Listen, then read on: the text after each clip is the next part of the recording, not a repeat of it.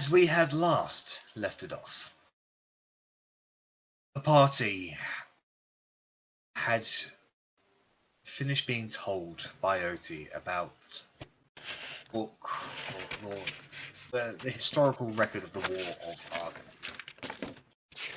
And as you guys processed this a little, Otti went off to go and spend some time with Bella, whilst River on Mountain came visiting. She told you of some hill giants that had set up shop very much nearby and had made a mess of one of the local rice farms. And she had asked you guys to help her go clear them out, basically.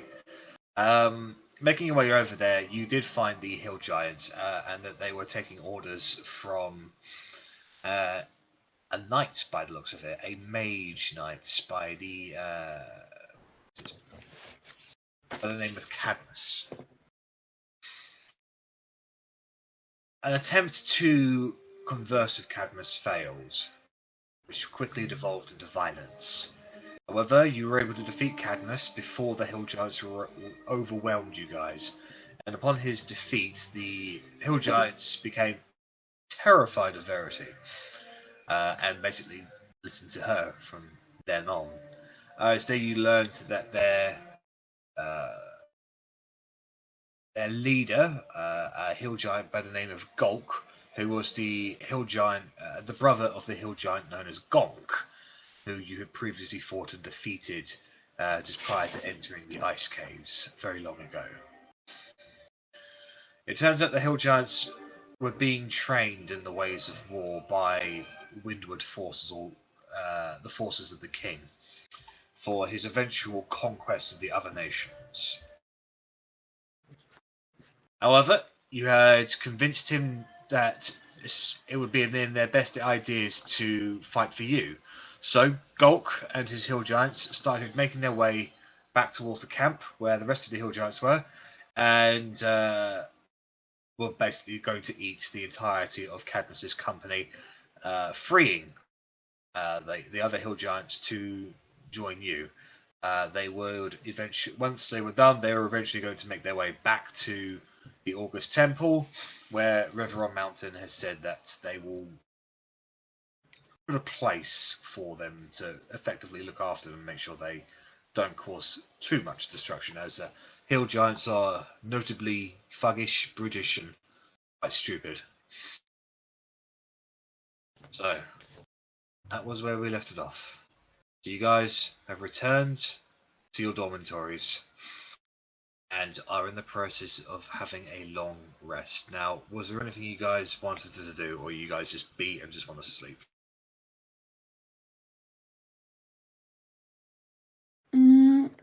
One thing is, I feel that Russ would still be a bit shaken up by seeing Korgrin go funny, and would probably suggest to the party, like, should we not buy another one of these? Just to have a spare scroll on hand, yes. Did we ask if they had a spare scroll? Was that the only one they had in stock? That was the only one they had in stock, as it is quite a specialist item. Now, they can make another one, it just takes a little time. Mm-hmm. It might be worth asking to do that. Probably make a scroll. Korgrin could probably make a scroll of Great Restoration as well. So yeah, I'd need to look up the prices and the materials. Yeah. I know Verity, you're pretty savvy with keeping track of that kind of shite. You've done it once or twice, right? Or thought about it? That, or I'm hallucinating again. I had thought about it. I had not actually gone through with it. Fair. Well, I will inquire about and look it up at some point, and I'll get to it so that doesn't happen again. Yes, that does sound like it would be useful to prevent that. It wasn't pleasant. It wasn't. It was amusing, though. Hey, for you, maybe. Sure, let me just delete your brain and see how that feels, will you? I mean, I doubt you'd even notice, would you? No, not with you.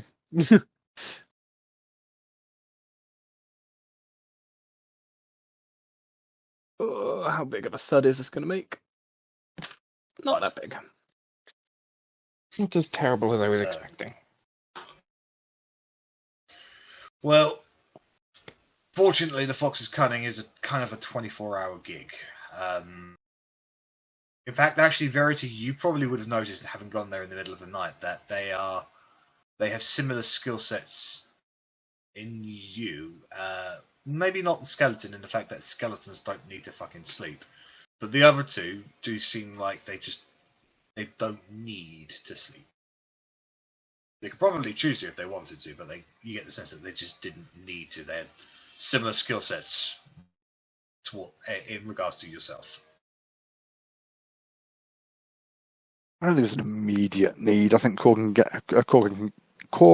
can get a good night's sleep after his very strenuous day of being a bit daft. Verity is also heavily bruised after being ganged up by a molehill beaten the giant. shit out of. Yeah, she had this Yeah, you shit were beaten like, out. I don't think close combat with a giant is probably in your best capabilities there, Verity. I don't think you're using your capabilities to their utmost function. I'm fine. And she coughs up blood. All that comes to blood. fucking mind is that one meme with fucking Piper Perry on the sofa and the 5 black guys around her. That's just all that comes to mind with ogres and Verity instead. Terrible person. Sorry, not ogres, giants, even worse. Yes, I think Verity definitely needs a good night's sleep. Yeah. Okay. Well then. Eventually tiredness overtakes you all. And you all retire to your rooms and have yourselves a nice long rest. Are we going by what's in Xanathar's for spell scroll crafting? I believe so, yeah. Fucking Jesus, 4 work weeks for a 5th level spell. Yeah, it takes a while to make this shit. That's why they're so expensive. And 5,000 gold pieces. Yeah. Jesus, we got it at discount. It was. We bought that at loss to the bastards. Well, no, you had the fucking discount because remember you saved that trader's father. Well, the trader's daughter. Like, spread the word around. Your discounts are in effect in Mel Tokyo. Normally they would have charged that for like 9,000, 10,000. Shitty titty, holy crap. Right, well, I'd best get fucking working then. I'm gonna be in the fucking bath in the spa going, right, I think that's why I was only thinking about it. Probably. Yeah, it does take a while. Hey, a cantrip is only a day. Yeah, I mean, you can employ people to do it for you. Yeah. I mean, like you've got Arwis back at the Path of Ellen who can like create spell scrolls. And Just a magical fucking printer just churning out spell scrolls. We could set up a spell scroll business. Oh. Yeah. I mean, hell, lots of people do. Let's make a note of this. So, eventually, morning comes. I need to roll. The sun rays streak across the sky. The petals of the cherry blossom trees sort of wisp away with the breeze that kind of like sifts them up. They kind of float around over in multiple directions and then just pass on. Another day, another new beginning for the August Temple. You all have your breakfasts, and the day is yours. You have been given an invitation by Suwon to go to the Forbidden Temple in Mel Tokyo today to partake in the exotic spa treatment that it is. Otti, did you still want to discuss the book and the... I assume Otti is back and she didn't spend the night with... Yeah. Bella. No, she spent the night there and she's come back now. Okay, that's fine. Otti, did you still want to discuss the book and the maps, given that was kind of pulled kind of under our feet a little bit Or did you want to leave it for another time?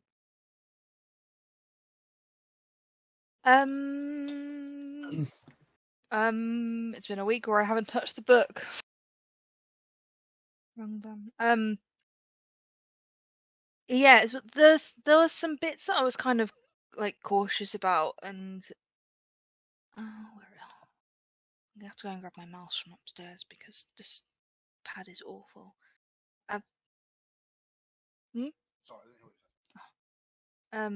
The bit where they burnt the forest was a bit weird. The part where the contingent of the army just up and went and burnt down a fucking forest. That part. Yeah. A pointless forest nowhere near anything. Yeah. Feel that could have been a life tree. Mm. But I think probably worth investigating that area when we go that way.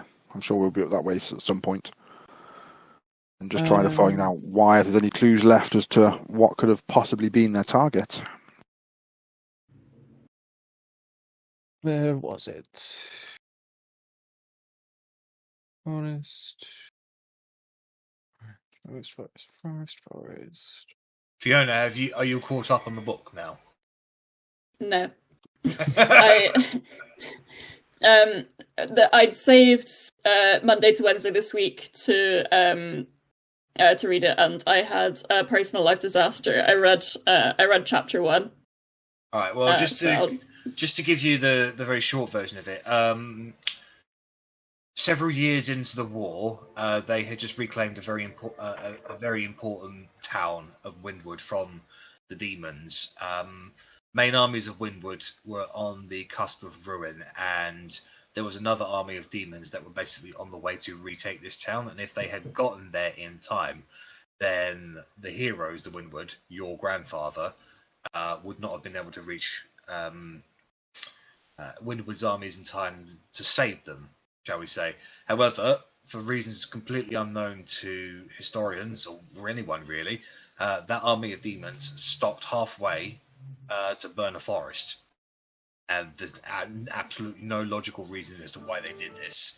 But it gave your grandfather and his forces and everybody's grandparents some breathing room to prepare a defense of that town, so that when the demons finally did get there, they were able to rout them relatively easily without any consequences.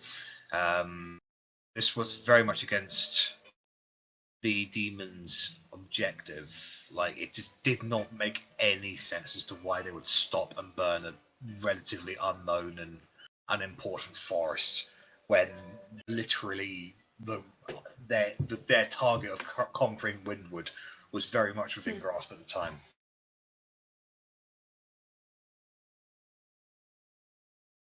So yes, further investigation required.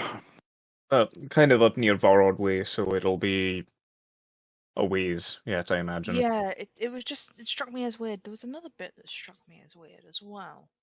Quite a few. 3 bits in total. I know that there was one part where it made mention of a spawning pit, which was never fully cleared and believed abandoned, so that might very well be something to at least check on at some point. It was a spawning pit that kept the rangers of the frontier busy the entire war. They never found it, and yeah. Aye. Well, I wonder if that's around Vorod somewhere. That would make a lot of sense, seeing as there seems to be demons cropping up around there.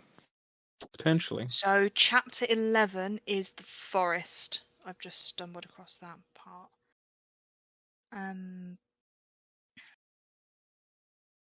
Oh, bottom. I ain't got that far. Yeah. Or the copy and paste into the chat. Yeah. Yeah, I just let it out.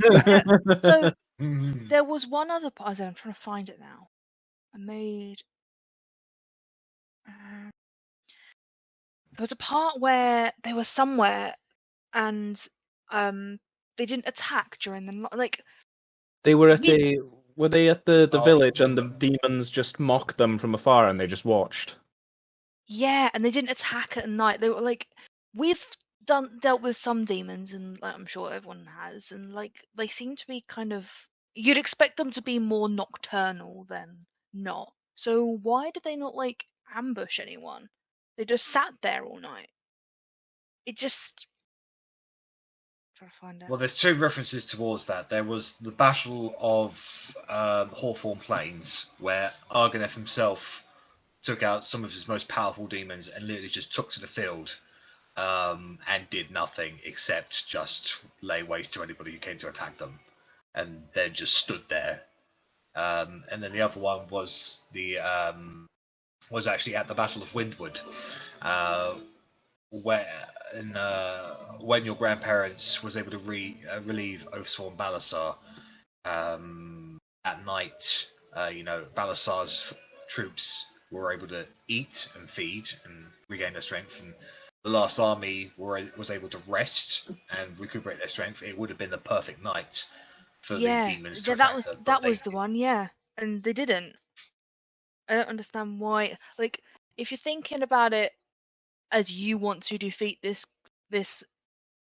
group of men who have been, and women who are fighting, and they've been wanting to try and get rid of them for ages, why not ambush them? Was that not the same night that Lorandir went out, though, conducting solo assassin missions? Because that was why I assumed they didn't attack on that night, because they kind of lost all their leadership. Don't think so. This was one where they were at a real heavy disadvantage. I think there was a forced march, maybe, or there had been a battle the prior day, and it really took it out of the army. There was a forced march followed by an intense battle. So Lorandir did assassinate a number of demon leaders that night, but even just horde tactics is something anybody would have expected that night. Like your Sletry, sorry, I have been practicing his name. Yslitri was still in charge, and he could have ordered his demons to attack in the night at any point, but they didn't. And once again, the book assumes this is just a tactical blunder from Argonef.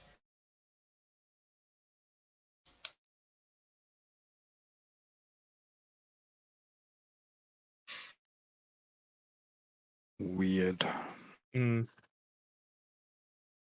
There's more to it. I'm definitely in agreement. There's more to it. It's almost like it was fun and but games. Working out what, I don't know. Yeah. Like it was just toying with the armies. Yeah. That's the one there. The only other thing that was kind of a bit suspicious was, like, what did Argonef do at the very end that just destroyed everything? And then what did Cain do in return?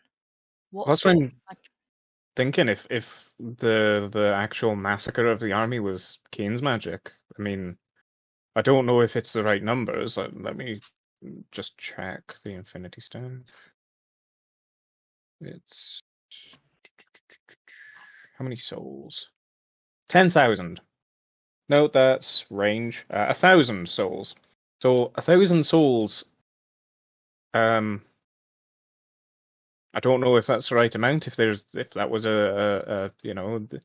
it seems like a lot more perished at that battle. But then what if it's as the Rakshasa said? What if Argoneth's big spell was to kind of taint the realm and send whoever so perished into the abyss? And that's why, I mean, that's what the Rakshasa said, was that all the souls were going into the abyss and being regurgitated as demons. So what if that's what he did? And it required a massive sacrifice from him, and seeing that, Cain went, well, shite, I can't let this go on. Gotta finish him now before he lays waste to everything and sacrifice who is ever left. And it was every 4 out of 5. That's a big number. 20% surviving. That implies more than just 1,000. Yes, I don't think their army was like 1,250. That'd be quite a small army. Seems odd. I wonder if, because the only time the book, correct me if I'm wrong here, the only time that it mentions Raziel going is at the very end. It mentions them meeting there and Arganeth demanding his head from. That's the only time they really met. They didn't meet in battle at any other point. There was only one or two battles. Arganeth demanded a tribute of 30,000 lives yearly, the subjugation of Windward to its dominion, the head of King Raziel, and all literature of ancient history from within Windward to be brought before him. King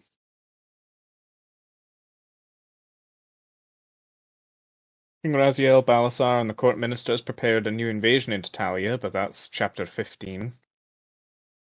I think it wasn't one of the last battles that Raziel was there for one of them. Like, that's the only occasion where Arganeth and Raziel had any communication at all.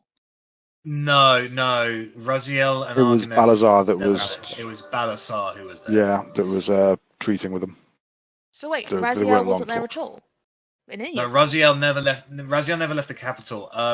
Prince Dumar led a campaign to retake the frontier after the main demonic forces had been subjugated and defeated, and he basically just went in with his son Malchiah and a number of other individuals to basically mop up, really, and retake lost lands.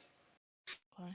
Was the land already all frozen and shit back then, or is that a more recent thing? No, that's a very recent thing in the last 30 years. Okay. Aurora is mentioned in the book, though. So the nights were delayed, however, due to a new tactic Arganeth began to employ. Chapter 7, the brainwashing of various races that were more in tune to the primal energies of the weave, blah, blah, blah. A lich rose in the prime lands. Purple worm attacked the prime gates. Cult summoned an astral dreadnought in the capital, and an ancient white dragon by the name of Aurora the Freeing Embrace. Hey, we found a fucking spire! Hey, gotcha! I'm gonna edit that now. There's subjugation as well, right at the very end. Yeah, freezing. And chapter 16 immediately follows on to chapter 18. Whether that's intentional, I don't know. Hold on. The missing chapter. Dun dun dun! Where was subjugation? It's right at the very end where it makes mention of the 30,000 lives sacrificed. Alright. 9. Chapter So- 10. Chapter Oh, 11. yeah, subjugation, not Chapter subject. 12. 13. 14. 15. 16. Yeah, there should be. Yeah, that chapter 18 should be chapter 17. My bad. I can't count. I mean, we're not missing a chapter. That's the important bit. Just spell subjugation again. Subdue, J-U. Right. Edited. Done. There we go. I knew there was fucking something in there. I knew there would be. There were a couple that I typed out in my message to you on my very computer, eyes. but then I deleted the message, so there may be 2-3 more, but that's fine. So at least Aurora is mentioned in it, but other than just, her existence and attacking somewhere, Well- there's no real further mention. If you remember when you first met that white dragon, it recognized some of you by smell. Yes. Ah, it did indeed. Aye, and it mentions that the knights then it was through those efforts, the Lich, the Dreadnought, etc., that the knights became recognized as the status that they had. On each of these occasions, 6 well-known and powerful knights defeated these creatures. They were, and then obviously our ancestors. So at least that's how they had their encounter. Perhaps Aurora made like Vectra and split, and that's why Like she a goddamn bloody coward. why she yet lives. It only mentions defeated. Unfortunately, it doesn't say struck the killing blow, as it were. Food for thought. She Indeed. is ancient, and I dread to think of how old and powerful she may yet be to make an entire But I land. believe you have another book on dragons, don't you? Do you not? Yeah, something like 10,000 years old. That's too old. No, she's an estimated 900 years of age. No, we don't have the. So that was something that got changed. Was the dragon book was handed out as an individual book, so not all of Think us. still have Harry's got it. handout. Yeah. Yeah. Oh yeah. Do you want me to put it in everyone's journals? If you would. That'd be cool. I know so far, like, we've encountered There a you go. good couple of dragons that haven't necessarily Yeah. been in the book. It's like, oh, well, you're pretty young. Yeah. Well, everybody has their handout now, so. Thank you. Danke. Estimated 900 years of age. Well, there we go, bugger. So she's a bit old. So, food for thought, at least. But if you want, go on, Otti. I went upstairs to go get a mouse so I can now scroll from the comfort of my chair. Was Goliath the Mighty was mentioned in this? Was He led a charge against a supply caravan under Argonath. Supply route, sorry. Yeah, no. He was. He attacked the last army during the Long March. Well, actually, no, it was the Battle of Pride Line. That's what it was. Yeah. Aye. How do you pronounce the demon general's name, Jack? Which one? The one that starts with Y. Yslitri. Yslitri made an aerial offensive against the supply line headed by Goliath the Mighty, a red dragon. So, as dreadful as it is to think, if Dublanc has gone to treat with Goliath, it may not take much persuading, because he clearly served under them quite prestigiously. You know, he wasn't just some kind of lapdog underling. You know, that's it was headed by a red dragon, for heaven's sake. We might have Goliath to deal with too, which is no surprise to anyone, really. We all kind of anticipated that when we found out that Dublanc was going there. Nah, he'll be friends with us. We could make a dragon love us. Sure. You I don't want to believe eat me, Mr. Dragon. I'm all skin and bone. Nom nom nom. Go and eat Edgar instead. He's also skin and bone. Yeah, but evil skin and bone, so it'd be tasty. I don't like to eat. I don't like to eat anybody with an E in their name. Haha, I'm fine. Carry on. Fuck. Too bad for you. I can't spell. Oh.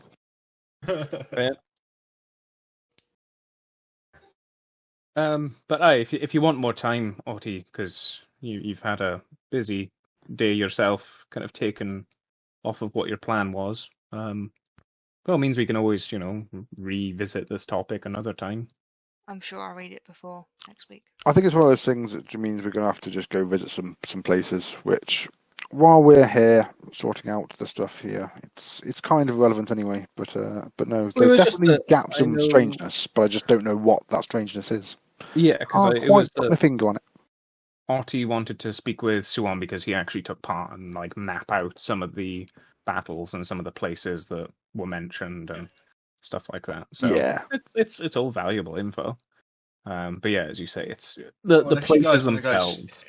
If you guys want to go speak with Suan, his doors are open to you, especially Otti. Well, it gives Fiona a chance to actually read the book, and Arri can be here for it then as well. So potentially Meg can be here. So Spa Day? Spa Day. Okay.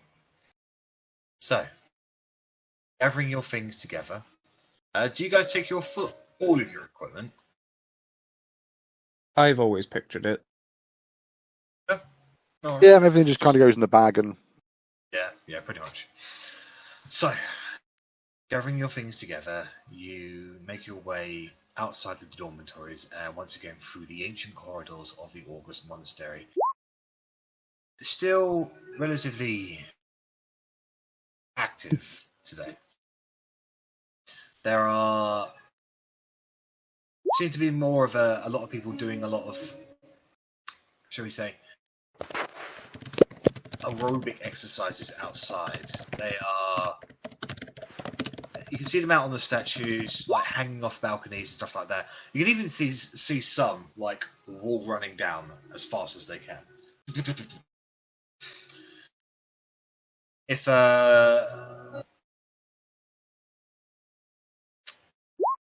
it is the more you spend time here, the more you realise that there is just a constant drive here, constant drive to be better than what they are, to be stronger. And the fact that these people are going to be fighting for you in itself is just a very, uplifting thing. I mean, you've seen Russ, you know the soldiers quite well. Hell, you were with them for a long time. The rest of you have seen soldiers perform. You've seen the guards. You've seen how regular people fight. And you know for a fact that they just don't have a candle compared to these people. It's true what they say, that one August monk is worth 10 soldiers. Easy. Continue to make your way outside of the monastery. A lot of people continue to treat you like celebrities, shall we say. Like a lot of the people ogling you. Giving you a lot of, shall we say, kind of reverence, really. Like, a lot of people really respect you for the fact that you were able to pass the trials. And a lot of people are not so happy about that fact. You get the feeling that they're more Vahan's students. You get the feeling that they are mimicking his opinions on this matter. His ideology. Yes. However, eventually you guys make your way outside of the monastery, out into the open grounds where the cherry blossoms are all around you with the cobbled paths. You can see an assortment of strange critters on the roads today. Complement of quite large butterflies. You have to walk through like an entire colony of like pink and purple butterflies just fluttering all around you as you walk your way there, and it's just once again just another pinprint, another pin in the whole picture. That is the quaintness and the beauty that is the August Monastery. And about an hour's later of walking, eventually you make your way back to El Tokyo on the outskirts of the bridge itself. Ella's not there anymore.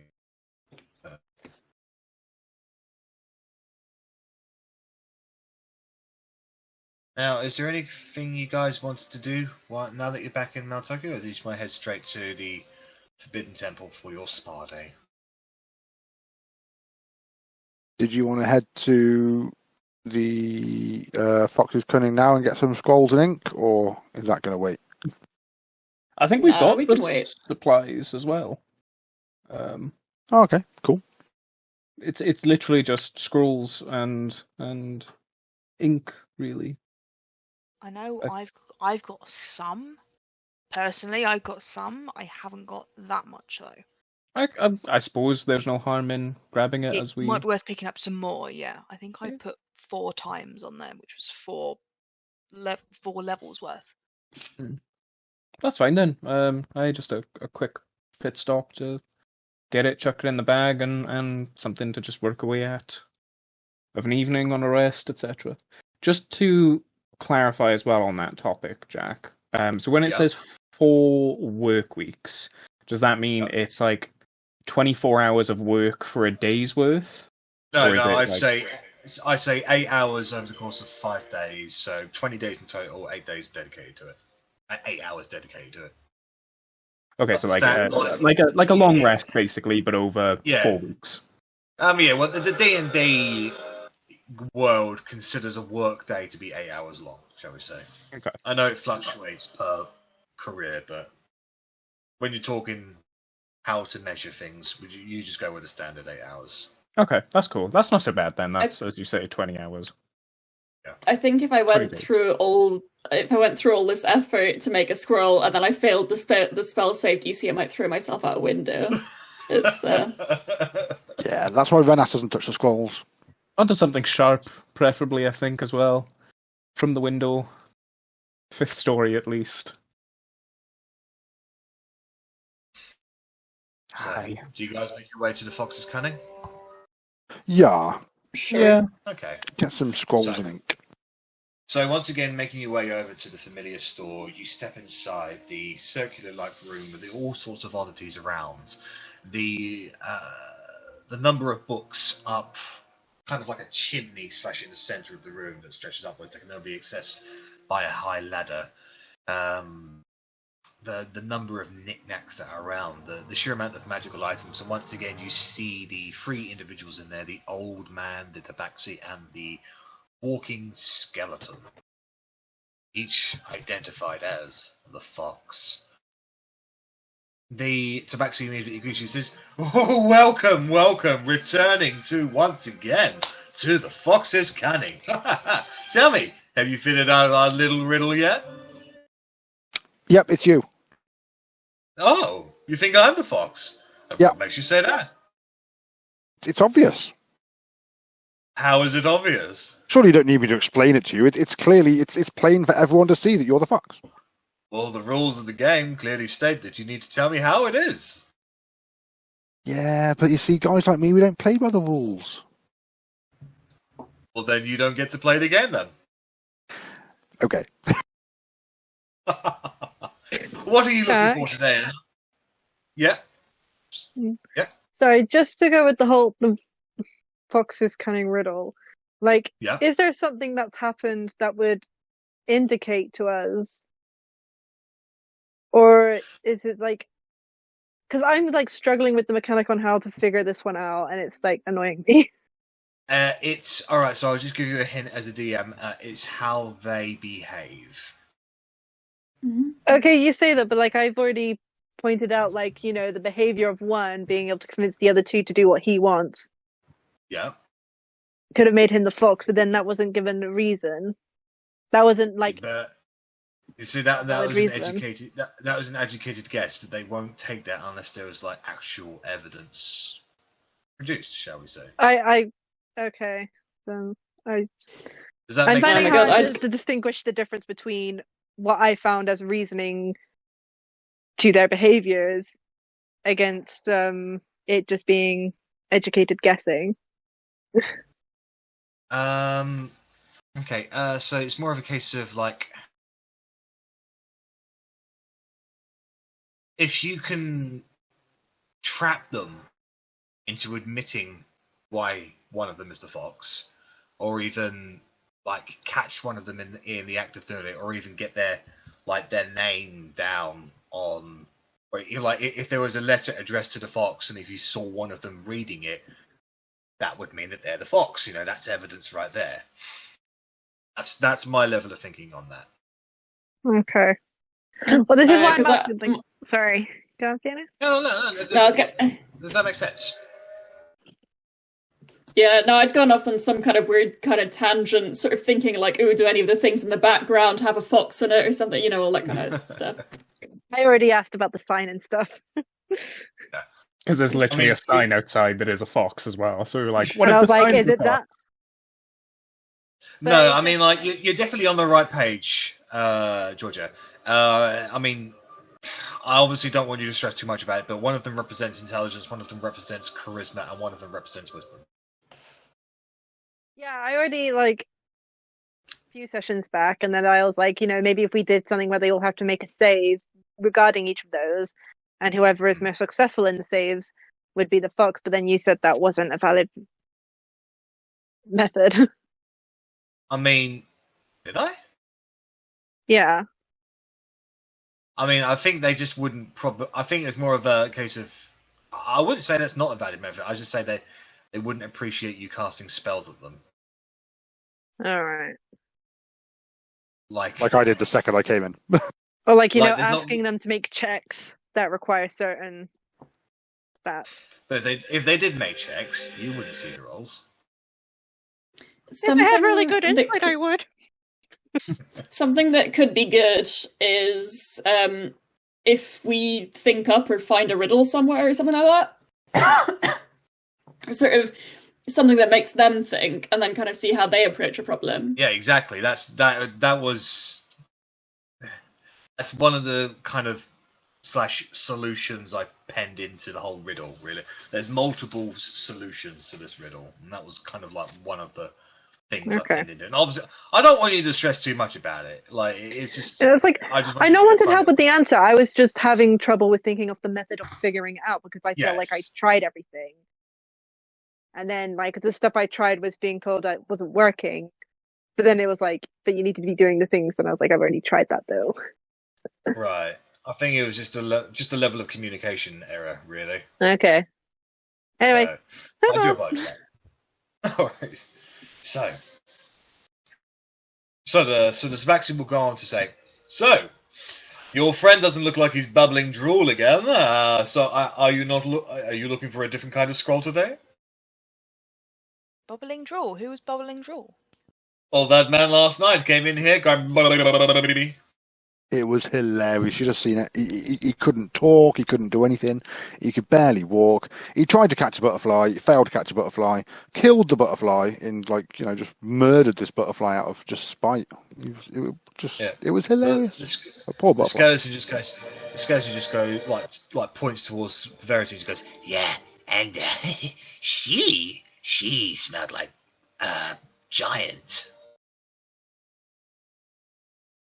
Yeah, we ran into some giants. I still have blood down my clothes.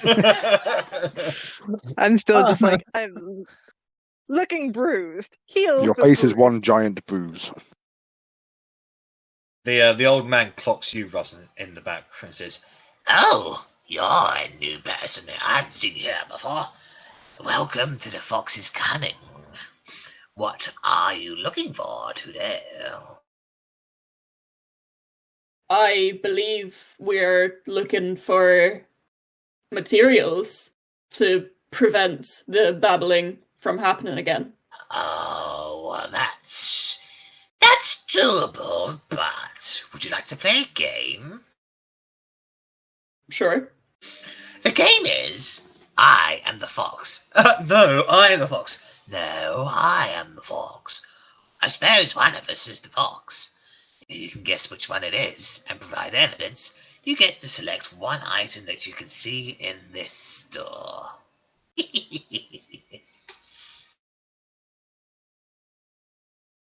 Luck. I'll have a think. You do that. Meanwhile, I'll go get your components to... you would like to make your own scrolls, is that correct? Yes, please. Okay, well, you wait right here, and then I'll go gather them up for you. And the old man sort of saunters off, like wobbling, like kind of sticks his feet outwards a little bit, kind of like a penguin as he walks. The knees just ain't what they used to be. So, how much? What components is necessary to make the scroll? It literally just says, ink and paper, isn't it? Of a certain quality. And the ink and paper. Yeah. A certain quality and certain quantity, and it's the classic it's 5,000 gold pieces worth, but then obviously you bargain, etc., etc. Yeah. Where was it? Crafting, pit fighting, spell scrolls. Scribing spell scroll. Do you reckon spellbooks have to be updated like every year or two to adjust for inflation? There's no such thing as inflation in fantasy. No. Okay. Leave your economics out of this. Yeah. Economics have no place in high fantasy. It doesn't say. It just says takes an amount of time and money related to the level of the spell the character wants to scribe. And then it just says cost gold pieces, so I imagine it's just 5,000 gold pieces worth of ink and paper. Yeah, then that's what it'll be. Your discount applies, that'll bring it down to about 3,000. Seems like a bargain. could I just get one of your receipts, please, as well? Just, it's a lot of money, and, heaven forbid something happened to it. We walk outside and we get mugged. Fox, get a receipt. No, it's not my turn. He can get the receipt. Very well, I'll get the receipt. The skeleton doesn't walk, he glides across the floor, starts writing something out in like a bone pen onto a piece of paper. The writing isn't ink. It's like red. It's like not black. It's like red ink. You almost mistake it for blood a little bit, and he hands it to you. It's basically it kind of looks a little bit like a soul contract, a little, but it is a receipt. Thank you. I can just picture him like doing this with a rib, and it's just like the ink is coming out of the sharp part of the rib, and it's just like, no black magic in this, is there? Depends if you're magical or not. Just fold. Wait for the ink to dry, and then just fold it, put it in a pocket. Thank you. And just, Otti. Pay the nice man, please. I'll take the receipt from Korgrin. Yeah, I'll take the you have receipt. it's in my pocket, and they go, oh, of course. I just hand it over. The bag of holding gold is just replaced with all these receipts. It's the back of the spell book has got all the taxes and shit that we pay over the past, year. Adventuring, like, expenses. Do not play D&D to pay taxes. Write it off as an expense. Oh, anything else we've been getting for you today? The identity of the actual fox? Oh, that's me. No, it's me. No, that's me. I just roll my eyes. You'd think it'd be quite tiring, but apparently they get a shtick out of it, so... I'm trying to think, like, I had a D&D game once, like a one-shot that was just entirely riddle-based, but I'm remembering little bits of each riddle and putting them together, kind of like the saying, like, does the Pope shit in the woods? It's kind of, that's what my head is like right now, so I'm not gonna come up with any of those. I don't know. It's just a saying. Sort of unreligious figure. This giant You creature say, you say weird things sometimes. Yep. So if there's nothing else you guys... while we're here, could we see what other scrolls you have? Pre-made ones. Yes, certainly. Is there a specific level you're looking for? Like a potency of power, shall we say? 10. Concerning. 10. There's no such thing as 10, don't be crazy. I just back and forth. Rennas looks at his fingers and like really confused because apparently there's no such thing as 10, and he's like, but 10 level of power, you numpty. Aye, that's right. I mean, is there a specific spell you're looking for? Not really. I was just kind of hoping like all bases would be covered for stuff, whether it's healing or powerful attack or something. So it's not we're not just relying on one person for one specific thing. So they pretty much have an inventory of everything up to 5th level. Anything 6th, 7th, and 8th level. It varies. They don't have anything 9th level, because that is that's practically god magic. Yeah. No, I'll just leave it for now, I think. Alright.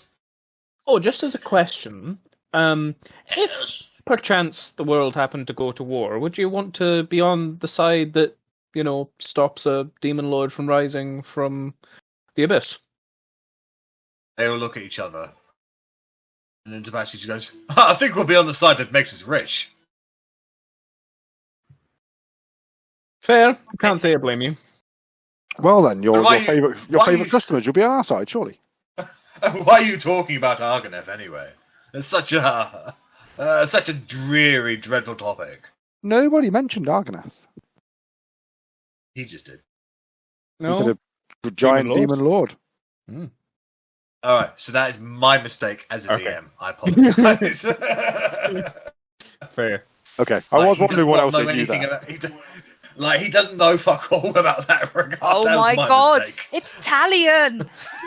The skeleton pulls off his skull, and it's like, it was me all along. It was Italian. We may not know which one's the fox, but we know which one's an idiot. Yeah, me. Or the one wearing the hat. Hold up. So, with nothing else here for, you guys begin to make your way out of the store. Russ, as you're making your way out, you feel something bony tap you on the shoulder. He's got a bone to pick with you. Turn around, and the skeleton is like face to face, and he says, "Can I have a word with you?" With me? Yes. I'll look around at others and be like, sure. Right, well, do you want to step into the back office? Fox, why are you taking her into the back office?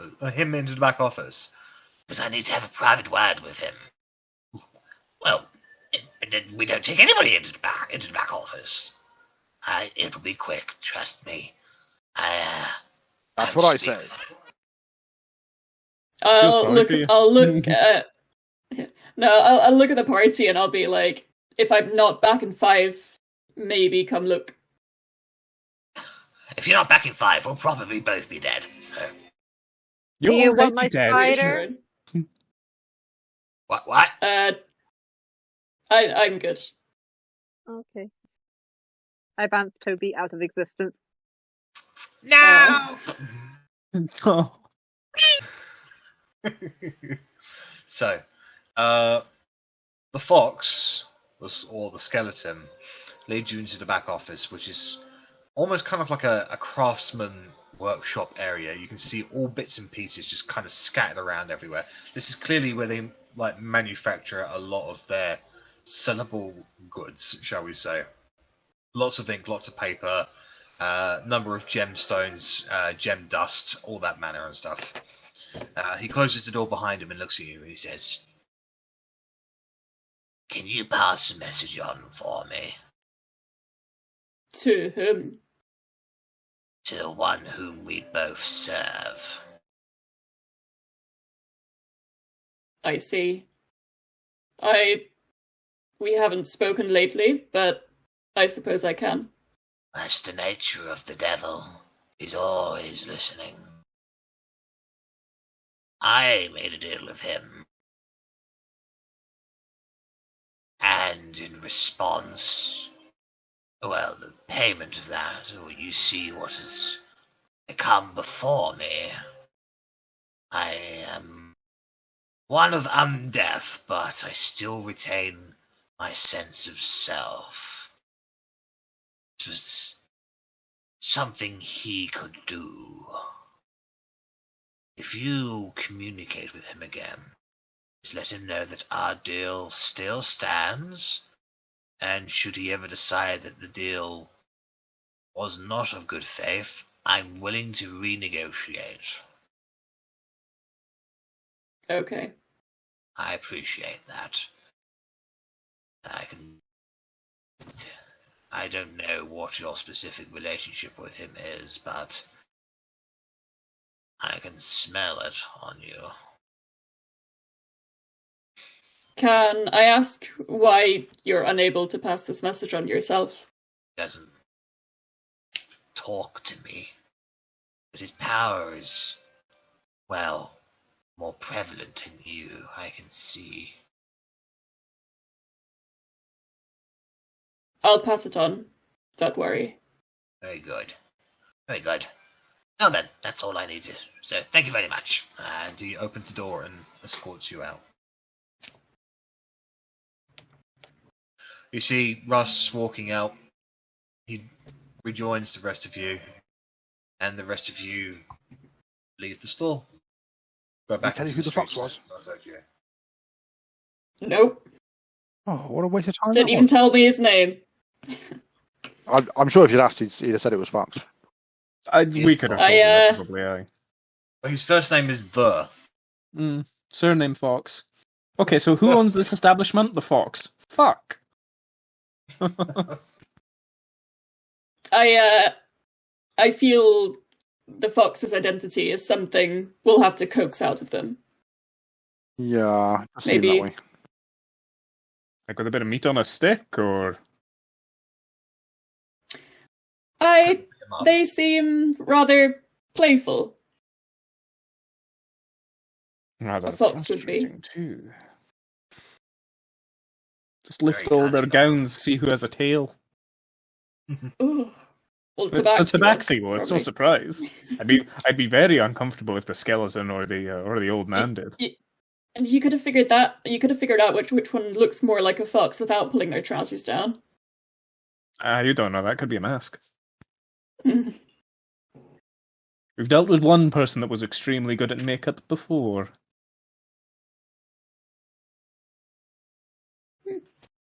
I'd say Rennas was fabulous in that makeup, though. Rennas is always fabulous.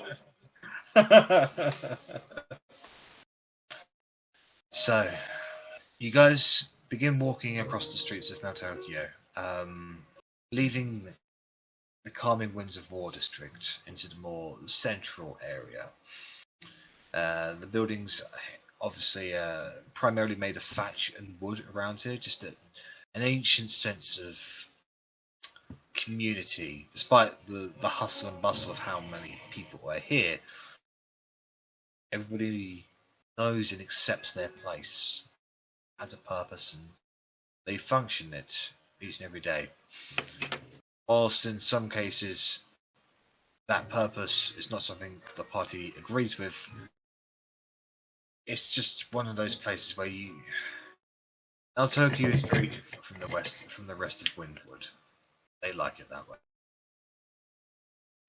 But eventually you pass around the corner on the street and you come across a much more forested area. Like, it's not heavy forest, but there are lots of well-kept trees around here of multiple breeds. You can see cherry blossoms, you can see willows, you can see pine cone trees. You can even see a couple of trees that are in a perpetual state of autumn. An ever-autumn wood. They are meticulously kept to, and you can see it. You can see at least a dozen or so gardeners just trimming them, like down to the minute, minute lily branch, just keeping it all perfectly within place. And then behind these trees, you can see a very large building that stretches upwards. Lots and lots of towers towards this. Clearly of ancient elven design, but clean and sort of just, it exudes magnificence. And from locals and from your own directions, you know this place as the Forbidden Temple. Making your way across the streets, you pass a rather large fountain, like a 3-layered fountain that shoots up, not just shooting up water, but kind of just creates intricate dances of the water streams that just sort of spiral amongst themselves. The kinds of people around here are dressed in very, very expensive looking kimonos and the like. Floral designs, white, immaculately clean, very well pressed and ironed. Everybody here just says something about themselves, just what they wear and how they walk. And then there's Verity walking around with blood on her clothes. Yep. Yep. In fact, you walk past a couple of, shall we say, mid-20, ladies, like the white makeup with the red lips, carrying some umbrellas, just walking past, and just see Verity walking past, and they just go, and just turn up their noses and continue walking on. Just the sheer fact that you have dirt on yourself has offended them. I bark at them. Oh! oh, and they seem scared, and they quicken their delicate walk, shall we say?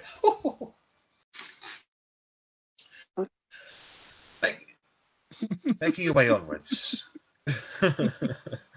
Making your way onwards, you go up towards the front entrance of this forbidden temple, which is kind of like monastery archway doors, like massive, but they're so well kind of designed that you can see them open and close like the entirety of the doors, and like the doors are like a good 30 feet high, but they're so well balanced that one person can easily push them open and close. Like there's a bit of weight behind them, but like it's interesting, shall we say. And you can see right in front of those doors there are two individuals. There is a dragonborn, there's a red dragonborn with a number of scars over his face. He's got a morning star over his shoulder a little bit, and he's just kind of like just eyeing around everybody. The other one is a half-orc with like half tusk tooths, greenish like skin, bald on the top. He has an eye patch on his right hand, on his right eye, and he's looking quite muscular actually. And as you approach the front entrance, they clock you and they watch you approach. What do you guys like to do? Wave cheerfully and say hello. Yep. They don't respond. I'd probably sort of try and maybe smile peacefully and like bow my head or something, like some kind of sign of respect, I guess. So you bow, and the half-orc's eyebrow just raises a little. I'd say, I believe you're expecting us. So you get within talking distance of them. And as you say that to them, and the dragonborn just goes, "What? Who are you?" We are the friends of Swampati. Swampati? Come on, you're having a laugh, mate. I believe you are making decisions well above your pay grade, sir, and if you speak to your boss, you'll know that indeed our arrival has indeed been prearranged. No, don't we have like little tickets? Make a persuasion roll. You do. You Do do. we? Yes. Yeah. He gave us cards. Why Well, are you trying to persuade our way in? This is much more fun. Like, the dragonborn just goes, "Oh, well, I mean, I suppose, but I don't know, like, we're kind of getting in trouble if we, like, let you inside." And the half-orc just goes,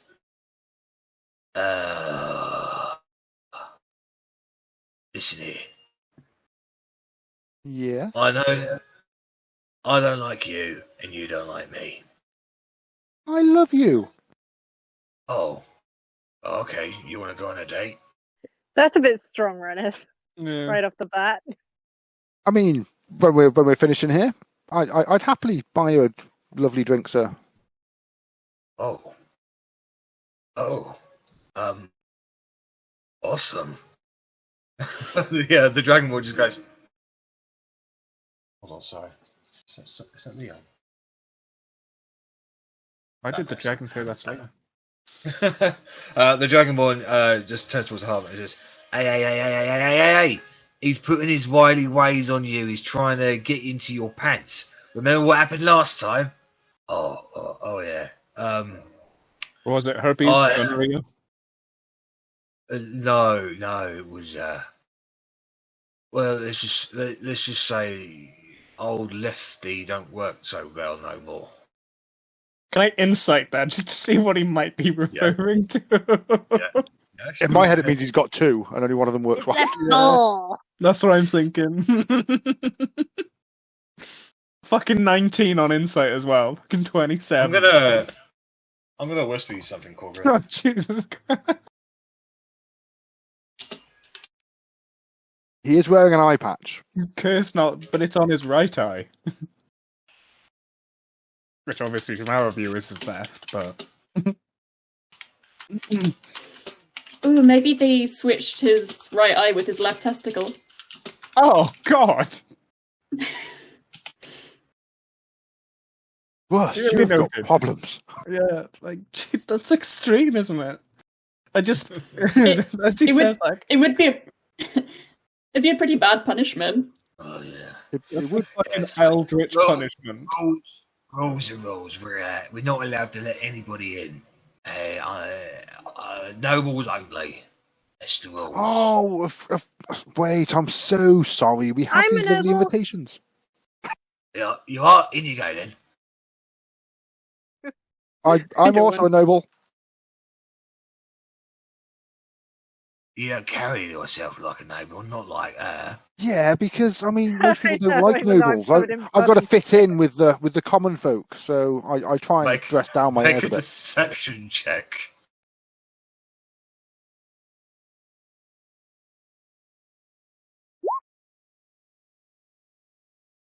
Oh, my apologies, my lord. That's quite okay. I often don't want to be recognised as a noble. That's why I dress and walk and act the way I do. Yeah, you use it like one of us, ain't ya? Exactly. See, that's the kind of Yeah. attitude I like. Yeah. Bonding with the common unfortunately, working man. You might not like it in there though, because only the hoity-toity nobles go in there. But the hoity-toity nobles have the best, contacts to get other things done. By that, he means pockets to pick. I am Well, offended, sir. rules are rules. All right. So you, and he points towards Verity and Rennas. And he says, "Right. Since you guys are nobles, you can go on in." I just say in Orcish, just be like, I have a ticket to the Half-Orc. He says back to you in Orcish, "You do? Well, why didn't you fucking say so from the get-go? Because they're fucking idiots. They're nobles. You got to treat nobility with respect. They're still fucking idiots. Oh, but I hope they don't speak Orcish, otherwise they'll whiplash you." Me and Rennas. Renna's trying to whip Otti. That'd go down well. I mean, from you two's perspective, from everyone's perspective, these two half-orcs are just going,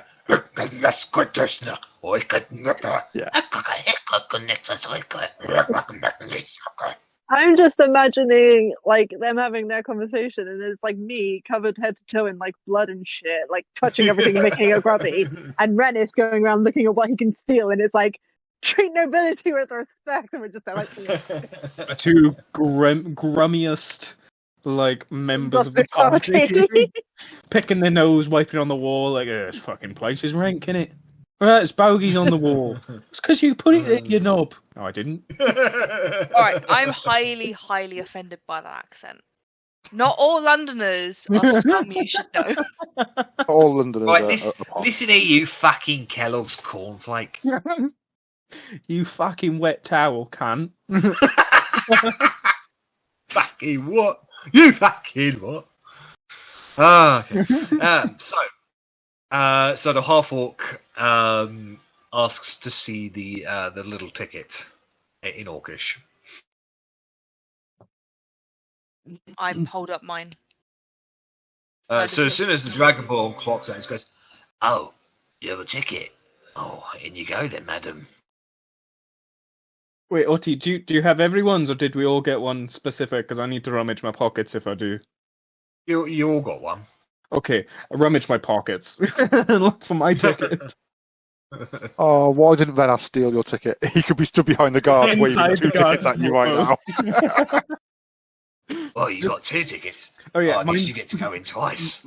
mine's a little crumpled, and I just hand it over. Just do you keep it, or do I take it back? Do you punch a hole in it? Or No, you take it back. Once you go inside, your presence will be logged with the High Mistress and the caretaker, and your tickets will be consumed by the, shall we say, never space.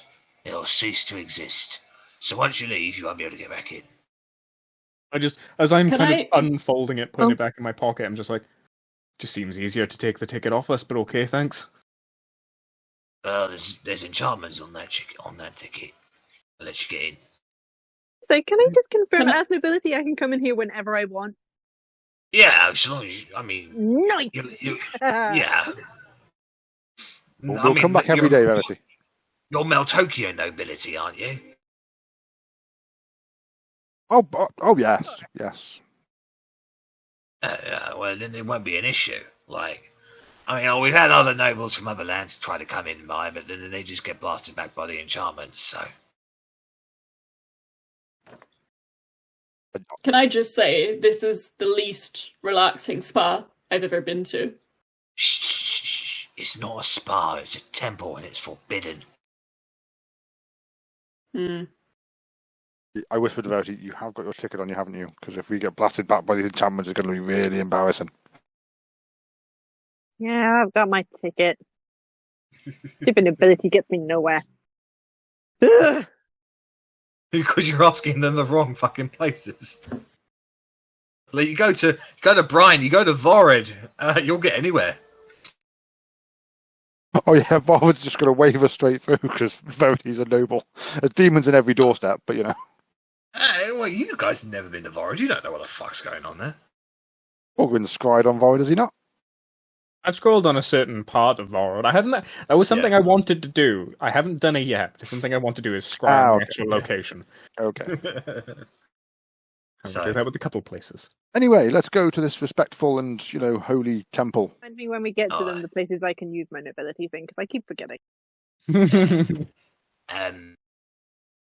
Could you? I have no right to ask you this, but when you go inside, could somebody do something for me?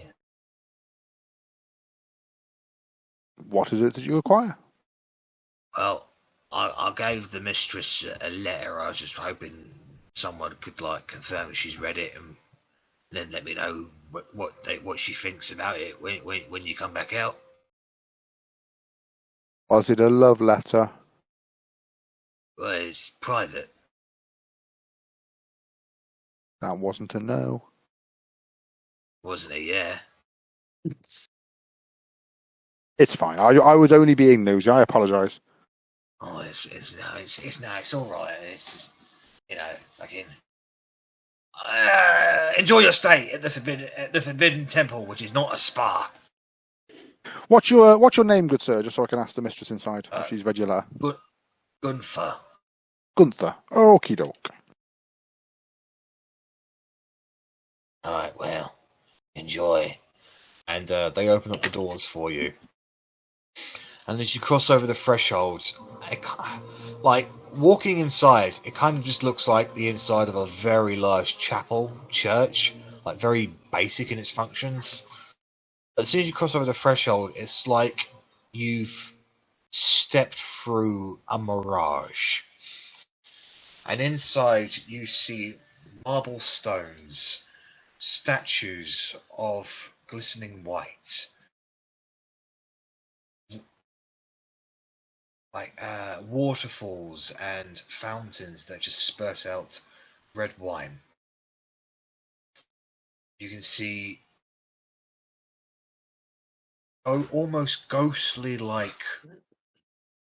we say, patrons just kind of glide about.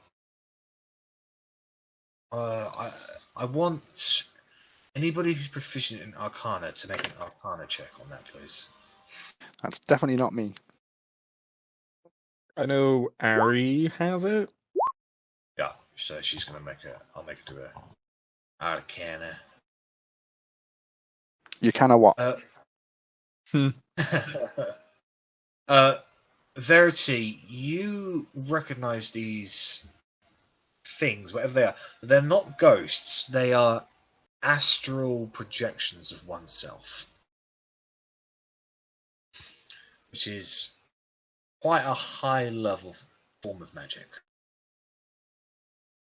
Whether or not it is actually magic is something else. But... So you could be soaking in a nice mud bath, relaxing, while still having a stroll around and chatting to people. Yeah, Korgrin It's, thinks to himself, I wonder if you can get an astral blowjob. No. You have been punished. You are going to be punished. Go to horny jail. Bonk! Remove his testicle. And replace it with his eyeball. And never asked to see under his eye patch.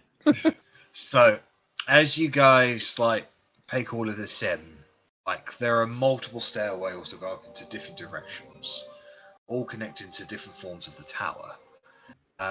There are a number of people who are not in an astral form that are walking around, very, very violently pink and purple floral kimonos with expertly well done hair. Their makeup is sublime and perfect, and they carry themselves with a very well trained grace.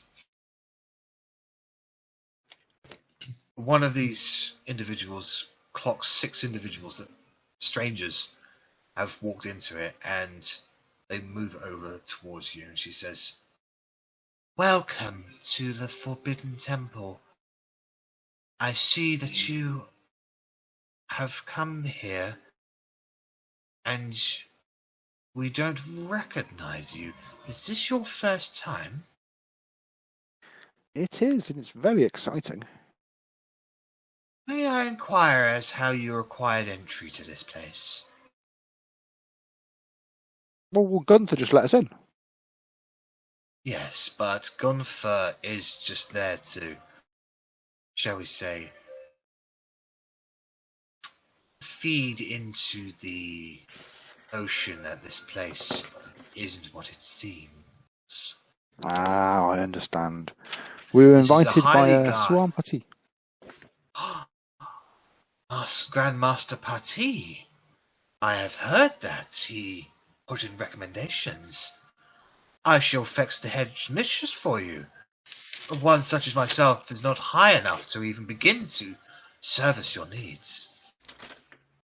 I mean, we are not Swampati, obviously. We are not nearly as important as he is. I'm sure your services and greeting would be more than adequate.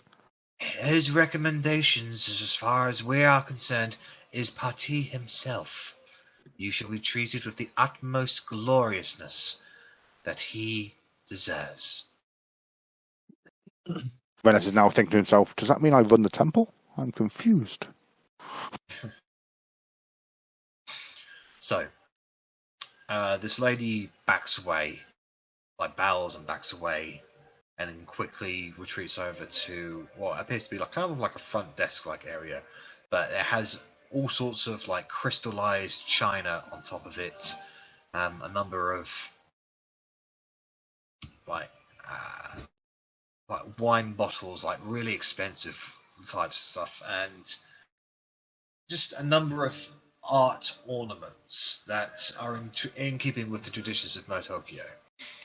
And you see her speaking with a black-haired lady, probably no older than 25 or 30, but her demeanor, how she carries herself, signifies that she is probably very experienced, very mature. You can see that lady who you were just speaking to point over in your direction, and then she bows before this person before this new lady begins making her way towards you, and her robes are of red and purple, the same kind of floral patterns, but hers is much more distinguished than the others. You watch as she comes before you and bows quite low, and she says, "Welcome to the Forbidden Temple. I'm sorry you were not greeted with the appropriate committee. My name is Mistress Taka, and I am here to service your every need." Just as a out of character, do you remember the name of the person you needed to speak with, Rennas? Speak with. Yes, I do. It was Ayantaka. There you go. Thank you for your warm welcome. We're not really sure course. what we should do here, so if you could run us through. This temple is designed to speak to the pure soul of every individual. The relaxation and, shall we say, completion one can find here is unparalleled amongst the entire kingdom, or dare I say it, the world. So you could say there's a lot of happy endings here. If one is looking for a happy time, then one will find a happy time. But if you are looking for a place where you can discover an entire realm of existence beyond your own mortal body, and truly understand what it means to relax in the arms of a god, then you have come to the right place. Can I send a message to Korgrin? Yeah? With the spell message. Yeah. I wonder what will happen with our souls. Because we are the key. I don't think I can respond with message. You can respond. You can. Can I? Oh. Yeah. I don't know. You can respond to this message.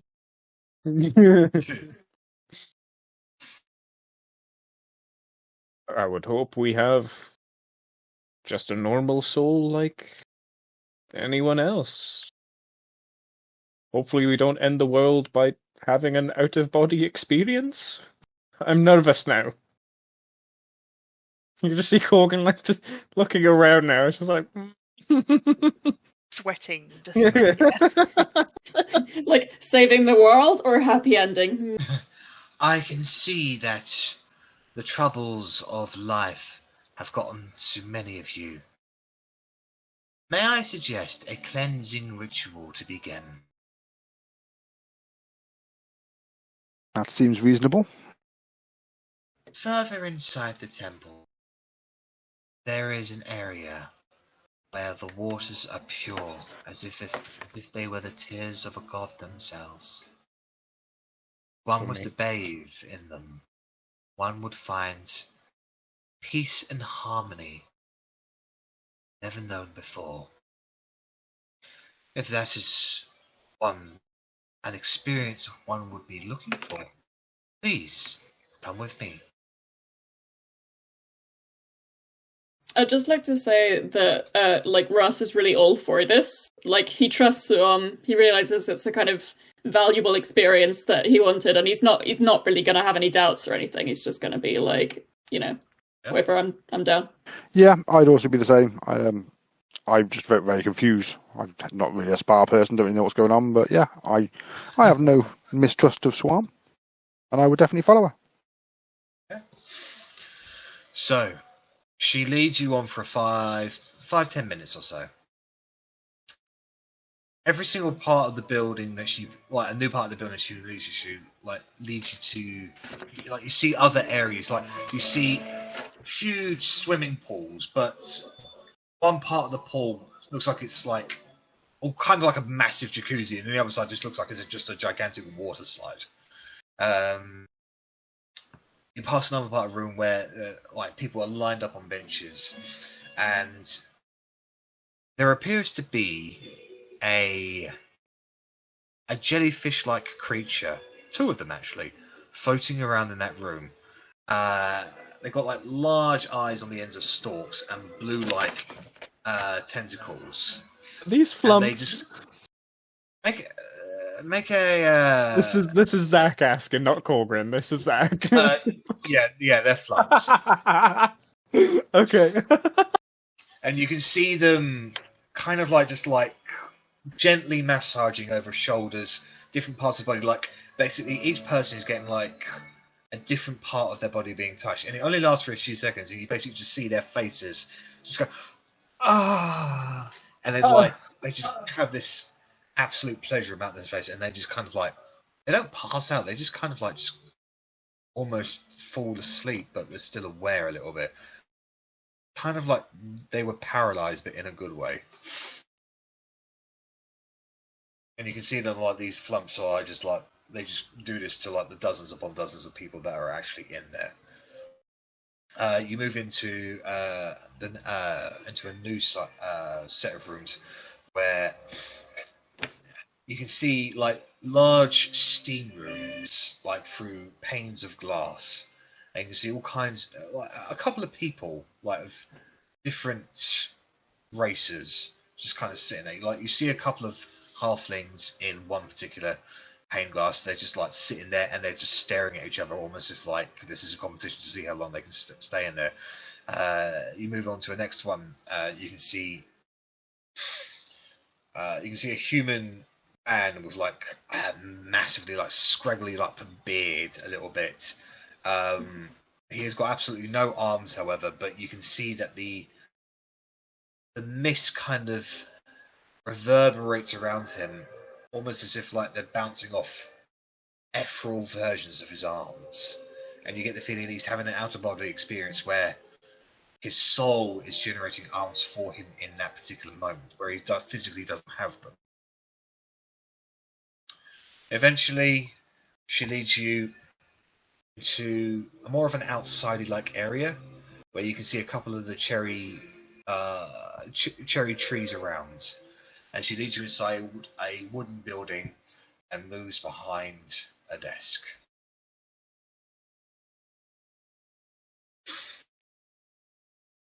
She says, well, the good news is this entire area is free of others. So you have the cleansing ritual all to yourselves. Now, is there anything I can provide for you that you'd like to take in there with you? If not, you will find changing rooms to your left and to your right. If men would like to go to the left and women would like to go to the right, you will find suitable changing equipment in there for you.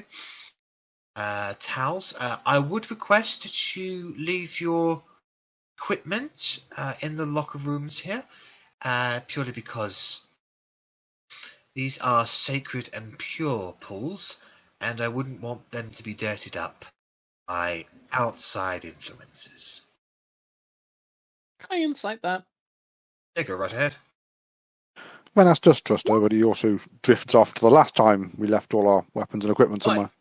And how well that went for us. You get the sense, Korgrin, that she is, she's just kind of sticking to the rules a little bit. And she's kind of applying a little bit of common sense, like who wants to get into the water with their armor on? The one part I was kind of inciting was the the outside influences. Like, do I get the feeling that she's maybe referring to like other gods' influences or something like that in this kind of sacred place? No, Okay. no. It's more of a case of like she doesn't want you to bring outside dirt into a pure pool. Fair enough. Dirty it, you'll tarnish it a little, really. She's adding mysticism to something that's rather mundane, Yeah. basically. Yeah, basically. Gotcha. Yeah, Okay. I'm just imagining like her beautiful sacred pool filled with a bit of the blood from Verity's dress, and then maybe like a stray hair from Korgrin or something. It's just yeah. I mean, the hair's going to be there regardless. It's kind of on my face. Now- Now- do you offer like cleaning services? Like, is that a rude thing to ask? Yes, we can offer cleaning services. Is it your armor and your arms that you wish to be cleaned? If you wouldn't mind, it'd be quite nice. Now, I'm aware that there are certain magics in the world that can make certain bits of clothing, armor, and arms clean. However, what we offer is something far more rewarding. Is this an ask, don't tell kind of thing, or should I just wait and find out? Your armor is lit Leave it. clean by beautiful maidens. Leave us to our secrets, and one will be forever in the light. I can just imagine myself walking around smelling like lavender now. It's lovely. And I'm just unbuckling and taking shit off. Now, there generally isn't any mixed bathing. However, if you wish to get into the same pool, there is the pool at the very end where the waters mix into the various forms. If you wish to bathe together, that is a place where you'll be. I would request that you keep all activity specifically professional. Gotcha, so no splashing. No, that Verity's been Yes, thinking about doing a giant splashing. cannibal the whole time we've been walking around. I'm just Yes. imagining like Verity blowing bubbles or something. Like, her eyes kind of dart towards Rennas a little bit. I mean, Like I'm a Rennas. good boy. Nobody ever thinks, just fine. Rennas looks like the kind of boy who would peek over the side of the fence. Whereas Korgrin's the one that would make a hole. I have dusted the Oh spirits. no! I'm not sure if you meant a hole to look into or like a Hey, glory you hole. interpret but I that. You interpret that how you want. That is on you. Fiona, go to Horny Jail. Don't encourage him. No, I was trying to enter Korgrin's mind. It wasn't. Oh, it's a filthy wasn't my place. usual Mind. The filthy They'll place. play I whack-a-mole. wouldn't linger there very long. So, if you would like any refreshments brought to you, I will be available for your beck and call. If you need absolutely anything at all, I am here to service. Please enjoy the hot springs. If I we mean, asked you to cleansing enter the pool, would you? I really shouldn't. I'm not hearing a no. It's not a yes. Noted. Hey, that's what the orc said outside. It's just the orc rips off a mask. It's the fucking orc again. Gunther. Oh, but Go on. You do it. by the way, while I have you, Gunther outside, he said he sent you a letter and just wanted to see if you'd had a chance to read it yet. Yes, I did. Thank you. I'll let him know. Thank you very much. Thank you. Well, please enjoy yourselves, and I will be here if you need. So, what do you guys want to do? Go Oh, get no. changed. Mm-hmm. Is this like I an grab my underwear? sister and I grab Otti and we go into the girls' changing room. No boys allowed. Oh, Just a disappearance. Follow them in. I grab Sorry, Rust Harold. and I grab Rennas and I. No girls allowed. You know. Put your sausage fast. Enjoy your clam Fuck chowder. it. Potato first. Your cabbage patch. Ah, interesting. I've not heard that one. This session is something else. Yeah. I literally just thought of it. There are a lot of words that I tolerate. I will never tolerate that though. What cabbage patch? That's just no. How do you grow your cabbages then? But it does instantly make me go to Cabbage Patch Kids, which That's why. Yep, I had Cabbage Patch dolls as a kid. I can't do it. I'm sorry. Please stop. I'll peek my head out the door. Is this an underwear on or an underwear off location? Rennas has stood there, start bollock naked already. Right. Buyer's choice. Interesting. I'd probably walk out with like a towel tightly wrapped or something. I do pick up a towel and put it Not, out before I um, leave. Yeah, I mean, you Yeah. can go in bollock naked, but they say to take a towel. So there are quite a number of, shall we say, what's the word I'm looking for? Not containers, like open-ended drawers, like cabinets for you to place your clothes into, your shoes, your undergarments if you so desire, your equipment as well. There are towels provided as well as small little wooden buckets with soaps inside of them. as a means for you to like wash and like clean yourself, basically. So Russ, Korgrin, and Rennas, you basically just get yourselves down into your towels, and you make your way out.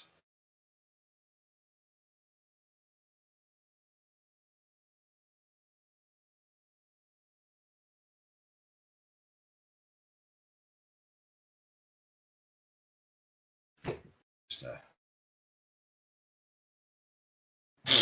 meanwhile, Otti, Arrabella, and Verity. So I believe Verity will get herself changed decently, wrap herself around with a nice little towel.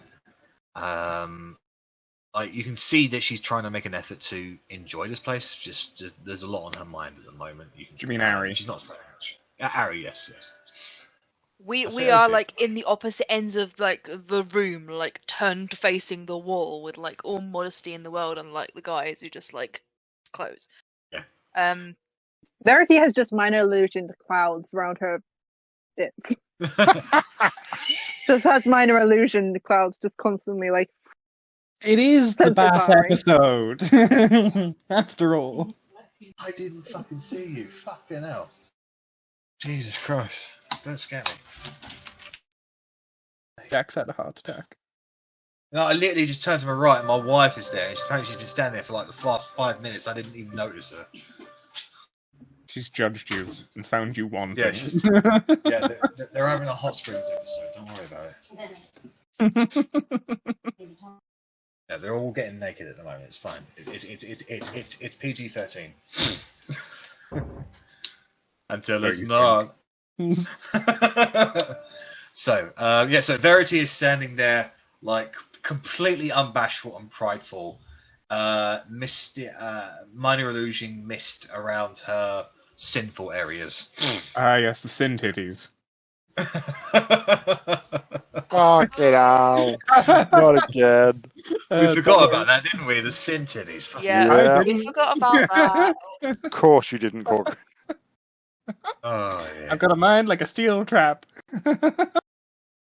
So when Otti and Arrabella get themselves changed very modestly into their new towels, you guys make your way out into into the outside area. Yeah, Where there are a I number would of pools put the bag of available. holding like on it, and I would leave HUD on top of it, just as I normally do. Okay, so you're putting the bag of holding and the HUD on top of the bag of holding in the like the container area, basically the shelf area. Okay. Before we fully go so- in, I'm just going to double check. There's no like extra charges or secret charges that we're going to be given at the end of this, is there? Like at a hotel, you take a drink from the fridge. Yeah. You're being sponsored to be here, so any extra charges that you do make basically just go towards the monastery's budget. Cool. Oh, Yeah. good. Now we feel much better. Okay. Just wanted to. I was just going to say I'd take my holy symbol in as well, because that's just a kind of necklace kind of thing. So Yeah, okay. So,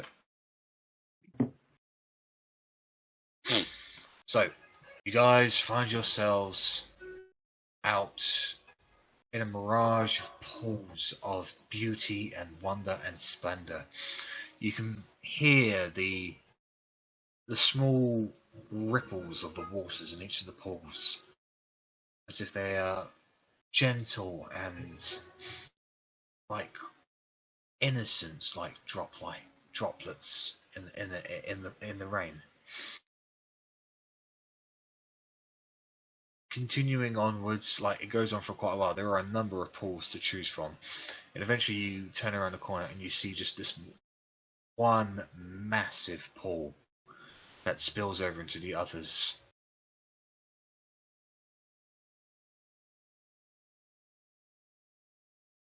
wow, It's literally got its own waterfall. You've got to go up there. And there's dragons. they're vomiting Well- water.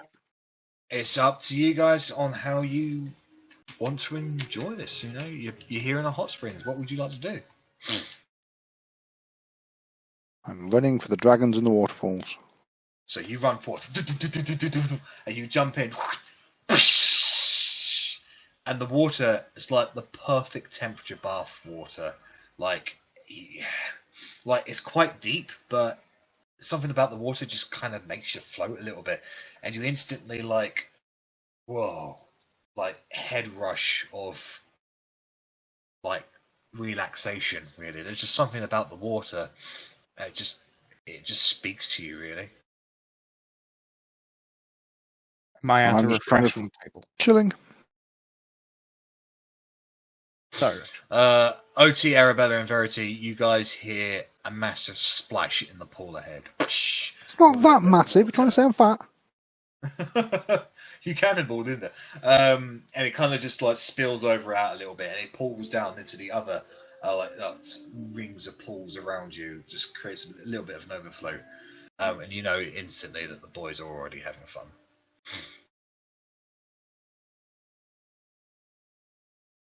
Because Am I- boys, we want to have fun. Sorry.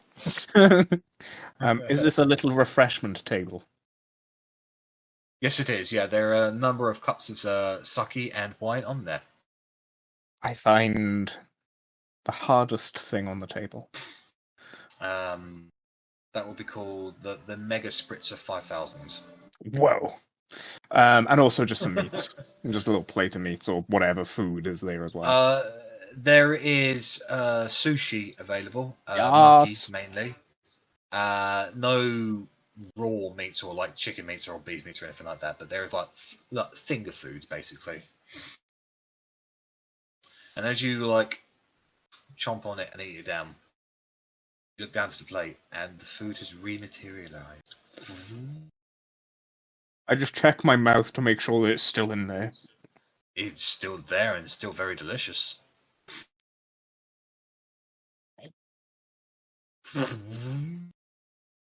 It was pretty good. It was pretty good. I just carry the plate and just walk it over and just pack it away. Every single time you take something off the plate, another bit of maki reappears on the plate. Cucumber, salmon, like even duck, chicken, all kinds of like maki is there. It's delicious. Very good. It's magic pools, magic food. So Rennas is splashing around in the head pool up ahead. Korgrin is chomping down on some delicious looking foods. What the rest of you guys like to be doing? I'd like to walk up here and I'll take a little look at this dragon. Like, are they real dragons? Make an insight check.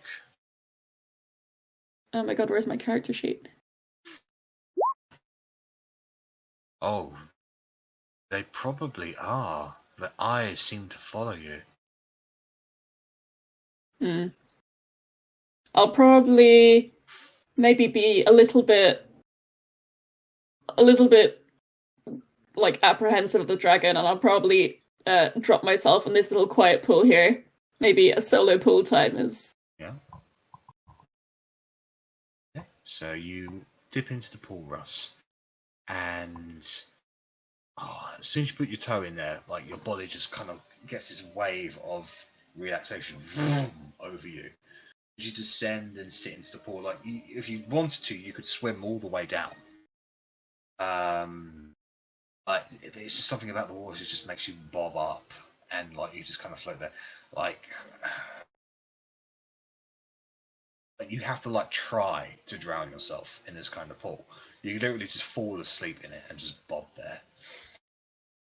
But you've never known relaxation like this, and this is the kind of feeling that you wish you had when you were freezing your ass off again in the camps against the frost giants. Like this is the kind of warmth that every single soldier dreamt of on the bad nights.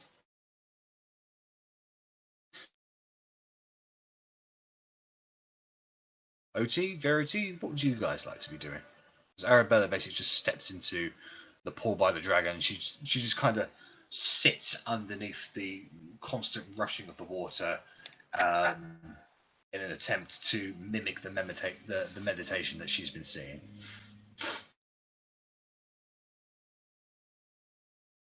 I'm probably going to get into the same pool that Arri's in and just keep an eye on her to make sure she doesn't drown for a start. And just sit on the side and just like try and sit there and relax and look at the trees. Yeah, Just take it in. yeah. It's so serene. It's so beautiful. This is like, it honestly, it helps your characters just forget pressures of the world that's been placed upon you, just even if it was just for a few moments. Like, there's just is such is the splendor and the wonder of this place. I assume Verity's come up with about 5 different ways to ruin the area. Let's hear them. So I heard the splash Rennas made earlier, right? Yep. Towards the top. So I'm gonna run up there, and I'm gonna jump. And as I jump, I'm gonna cast Arcane Hand, and Yep. I'm gonna force push into the water with the Arcane Hand to make as big a splash as possible. Make a Whilst I'm riding spellcasting the check. hand. Plus 10. Please no gory straws. Okay. Ah, Okay, so I whiff. Could be worse. It could have been the other way around. Yeah. Instead of riding the arcane hand into the water, it kind of basically just slaps you like a basketball, and you go.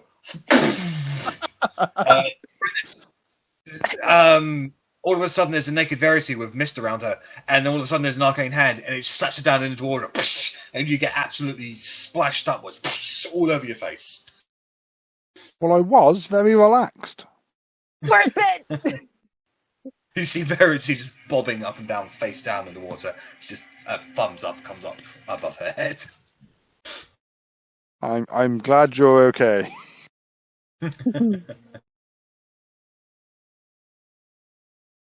Are you enjoying the spa, Verity? I will be. You just want to go and cause more chaos. The dragons. Yep. What's that? Let me just take off the thing. Jeez, if you're gonna fucking animate objects on the dragons, I swear to God. Baby! What size? Ross already thinks they're real, so. They're considered large. I can only animate one. Oh no, what if You can hear the disappointment in Verity in George's voice. I mean, Arrabella is currently meditating underneath one of them, right underneath the mouth. I'm messing with her if she's not here. True. Well, it's her own, That's it's her the own line. fault. That is the You should line mess that Verity's got. It's the present. It's no holds barred. Well, if she's here, she can tell me if it's too much or not. Okay, I can be stopped. True.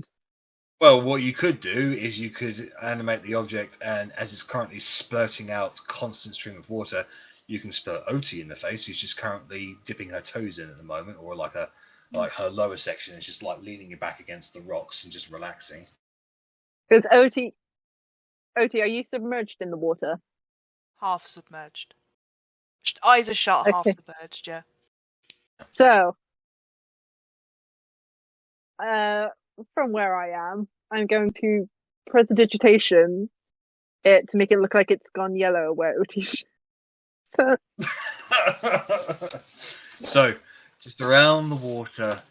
And I guess starts Arabella's the only witness to Yeah. it, but and Arrabella, who is like just constantly fighting against this constant stream of water. She's only little. She gives up and just kind of swims away a little bit and just looks over towards you, Otti, and then notices that, and she just goes, "Ah!" And Otti, Arabella's got this look of disgust about her, and she just gets out of the pool and goes into another one. Shh. I'm bathing. I'm allowed to smell. I was going to say I don't smell, but I'm bathing. That's what, you know. So, Korgrin, you're still eating.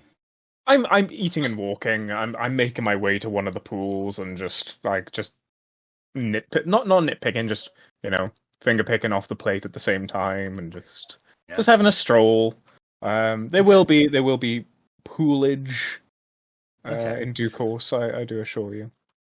So, Rennas and Russ and Otti, because you guys have been in the pools the longest, I want you guys to make wisdom checks for me, please. I was going to say wisdom saves then. I mean, wisdom How do I do a check without... Click the word wisdom on the left-hand side. Yeah, just click the word wisdom, yeah. Oh. Yeah! I feel like Ren. It's genuinely impressive. Like, Rennas, you're just so concentrated on not looking at butt-naked Verity at the moment with the mist around her. That's one thing you're focusing on at the moment. Or anyone near Rennas just hears him going, she's underage, she's underage, she's underage, she's underage, she's underage. If there wasn't a giant waterfall, Korgrin probably would. He's quite perceptive. But, giant waterfall, so you're safe. Russ, you feel connected to this place in a way that you've never really been connected with anything before. It's a very strange sensation. Otti, you feel so relaxed, so at one with this place, that if you willed it, your consciousness could leave its body.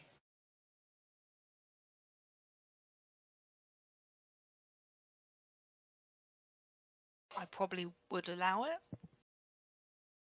And you close your eyes and you concentrate, and the next thing you know, you're floating above that point, and you look down to see your own body just in a meditative-like stance, and you can go anywhere. You don't really feel anything. You feel weightless and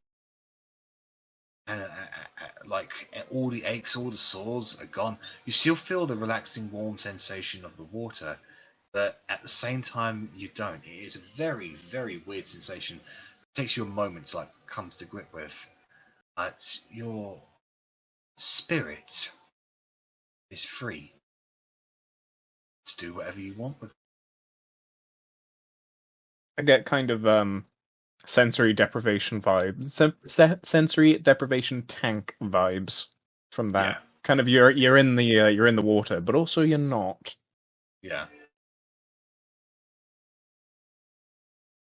I would probably go and sit in a tree then. Just be with the First of all, am I naked? Yeah. Yes, you are. There would be modesty clouds. Modesty clouds, then. Yep. Yeah. And I would probably see the yellow bit in the water as well. Yes. So I'm annoyed by that, but I'll go and sit in the astral. Go and sit in the tree and just take in the tree. Well, you probably think it's Arri, and that's why you jumped up and left. So as you go and sit in the astral tree, you can see Russ down there, kind of almost in a similar stance to yourself, but not quite there yet. You can see Rennas, intentionally looking away from Verity, and you can see Korgrin just kind of just dipping around and swimming. It's literally just towel off and got in. So you see Korgrin ass enter water. It's very hairy. It's like a reverse beard. I don't want to think about that. It is a strange sensation. Verity, and because you would have been noticing this, and Korgrin, because your passive perception is quite high, you would notice that Otti has become a spectral-like form floating above you.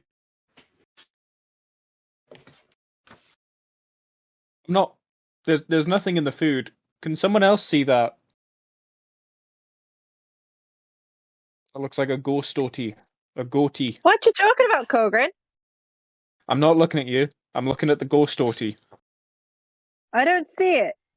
With the strangely placed mist around. Are you sure you don't see it? I'm pointing it out She's in a No, tree. I think you're going crazy, Korgrin. Must be the food. I mean, do you want some at least? Clearly good. Not yet. If I put the plate down in the water, does it float? Yeah, it floats perfectly. Perfect. It doesn't even sink. Lovely. I can just do laps of the pool then, and just as it comes by, just a drink. Yeah. Yeah. Lovely. Yeah. And then I just Lovely. splash. Rennas, you once again get drenched with a splashing dwarf. Well, it's not like Cannonball. It's just like you know when you sit down, but there's no easing. It's just like full, just collapsing backwards. That. Yeah. Douche. It's amazing. It really is. So, after about an hour of all of this, if you guys had any exhaustion, any illnesses, any diseases, or anything like that, they would have been cured. In fact, it's very, very similar to how that bath back in Jarastrukai operated in that it kind of put you on the defective rate of restoration. I think I'm already free of my poison. Yes, vulnerability. yeah. So okay. Any aches and pains that you may have had have gone away. And can you all roll a d12 for me, please? Even me, who is not spectral. Yes. I feel like a 3 isn't good. I don't know why. The numbers you have rolled, you have gained that amount of temporary hit points that will last for 24 hours. Nice. Temporary. Oh. It's okay. There's a separate box for it. Don't worry. That's for Arri. Just to make it clear, I've not eaten any food yet. It's fine.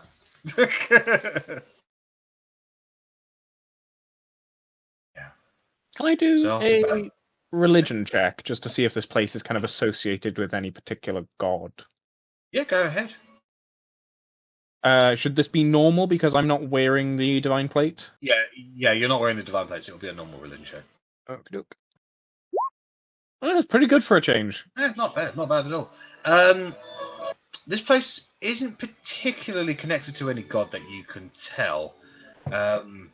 It was clearly built with divinity in mind, but not to any specific kind of god. So spiritual, but the kind of fake spiritual that spiritual people say it's not really, associated with a higher power. It's just, you know what, you come here to feel like out of body and like you're doing something. Exactly. And after a good while, all of you are able to reach that level of relaxation where if you choose to, your spirit could leave its body and become an astral form of yourself to do with as you see fit. Oh, I want to say I want to try the little basket of soaps as well. Yeah, so there are about half a dozen soaps in the little buckets, and each one of them has a different effect as you place them into the water. Actually, one of them immediately explodes into effectively a gigantic bubble bath-like thing. So, like the entirety of the top of the pool is just soap bubbles everywhere. Eventually, you'll try another one. As you place it into water, it doesn't really create any kind of soaping sensation, but it does slip out of your hand and fall into the water itself. And once it does, it evaporates in the water and starts blowing out all of these bubbles in a rather large area, which kind of creates like a mini jacuzzi for you that lasts a good 10 minutes.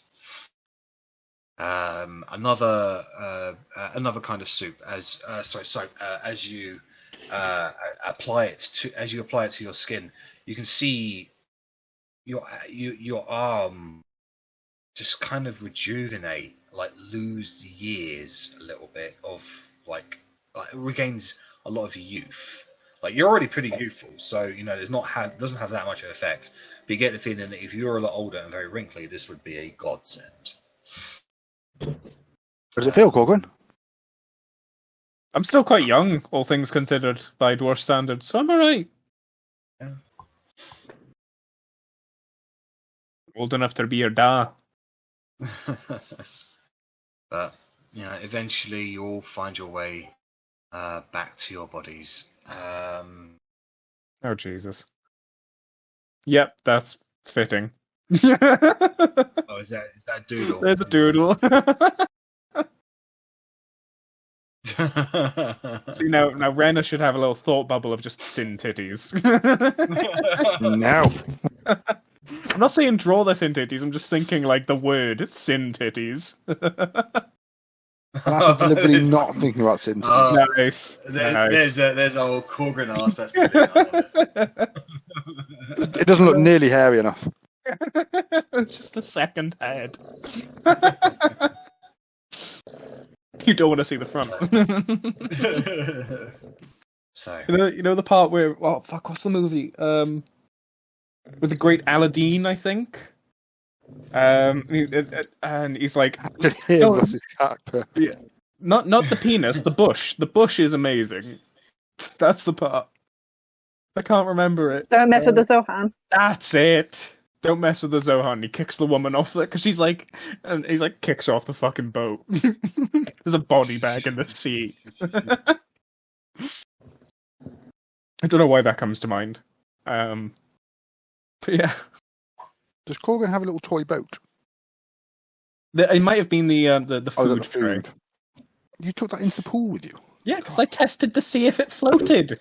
Yeah, but just no. And it does, and it goes around the pool and it gives us all food. You're getting food because of me. Say thank you. You shouldn't swim within half an hour of eating food, so Fine, it's an astral bath. It's different. I mean, he's not going to drown. Yeah. Unless he literally passes out or something. Yeah. It's a great restoration bath, but what if he drowns in it? You have very healthy lungs until you die. Yeah. You've been cured of your drowning with more drowning. So eventually you guys know that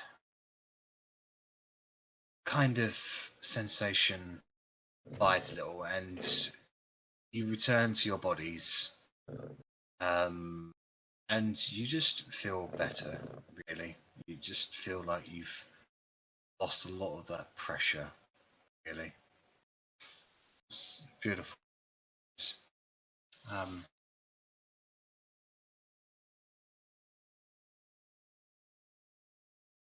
Korgrin. There's some strange bubbles coming from nearby pools. Which one of the pools? Passive perception picks it up. Like, I immediately look at Verity and see if she's doing anything. what is Verity doing at this moment in time? You're just like squirting water with my hands, like doing the. Yeah. That Nothing doesn't to do help with me. remembering that you're too young. Suspicious as fuck. I've got my eye, but I've not got my eye on Verity. I'm aware of Verity, but I'm not looking at Verity. Like, this is the perfect situation where it's like nobody can actually keep a direct eye on me. I could do whatever. Basically, yeah. Yep. That's fine. I'll go to like this edge and just kind of look down in the pool and see if I can notice anything. Make a perception check. I squint real hard. Oh! Apparently squinting real hard works. There's somebody down there. I will just. It's a cat. Very, very unelegantly just hop off the rock and just kind of splish into the lower pool. Hopefully, it's not a big enough fall to actually end myself. So into that one there, or Yeah, so like from there kind of down into this one, which I assume then feeds into here. So just kind of making you my kind way. of like I mean, you could actually slide through the mouth of the dragon into the pool below. That was the intention, funnily enough. So I'll just kind of. If I see Go in. Korgrin doing that, I'm definitely following him. There's And a I'll dragon check- slide. But there's also a person in the pool, so hold Yeah. up. So as you splash into the water, you have dark vision, don't you? I do. At the very bottom of this, which goes on for about 20 feet, you can see somebody sitting down there, breathing in a kind of like a bag, like a thing. Like he's got like a breathing apparatus over his mouth. It's like slow bubbles, like bubbling upwards. That his eyes are closed, and he's just kind of like sitting there. It looks like he's holding onto some heavy weights at the moment to keep him from floating upwards. Do I recognize this individual? No? Well, in Korgrin's best attempt of swimming, he doesn't have a lot of experience with it. But just kind of very infantile-like, kind of going down. There's no elegant. It's all frog. It's all frog maneuver down. And just tap on the shoulder. His eyes dart open. Sees you there. There's a moment of pause as you stare at each other.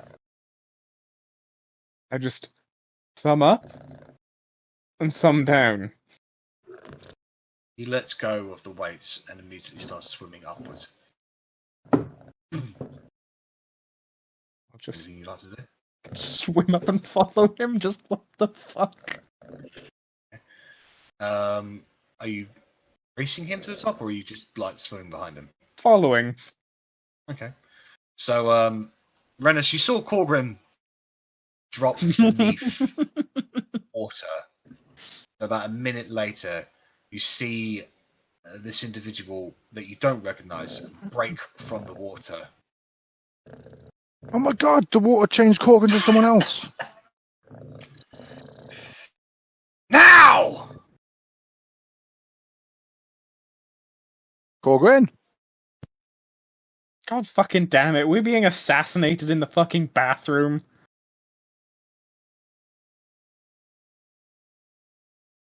We better not be. Otti, what's your dexterity modifier? Mine, it is. Being assassinated It in is the 1, bathroom. but if it's for initiative, it's then 3. It's not initiative. It's your armor class at the moment. Which will be 11.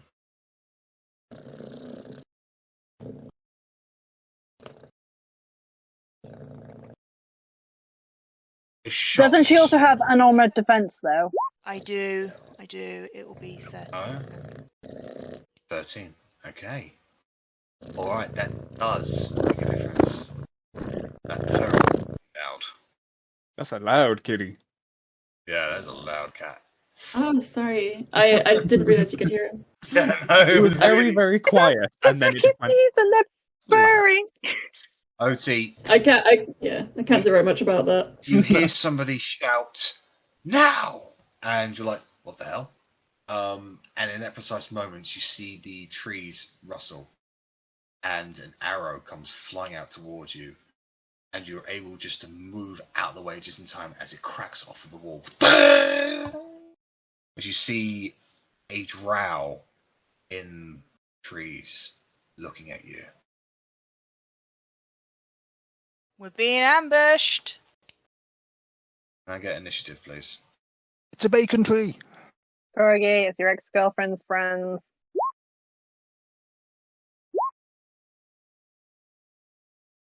It better fucking not be or kick their dicks off. Not that you know that, because I'm still kind of bloop, bloop, up in the water at the moment. But let's find out.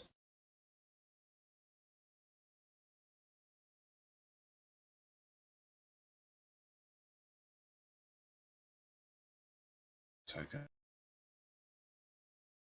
How dare they get us during the Hot Springs episode? Oh, shit on the initiative. Wow, there we go.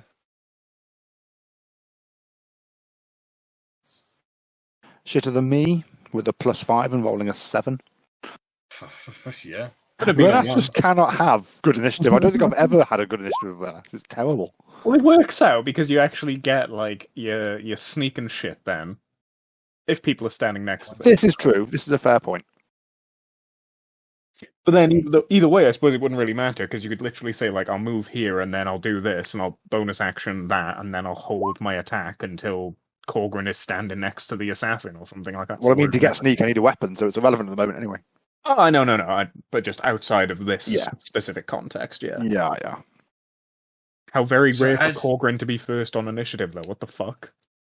So as this shot flies forward and breaks, at this precise moment you see other splashes, other tumbles and trees as some of the mist in the immediate area starts forming into actual creatures that have a high-pitched kind of snivelly-like laughter as more individuals burst from the area.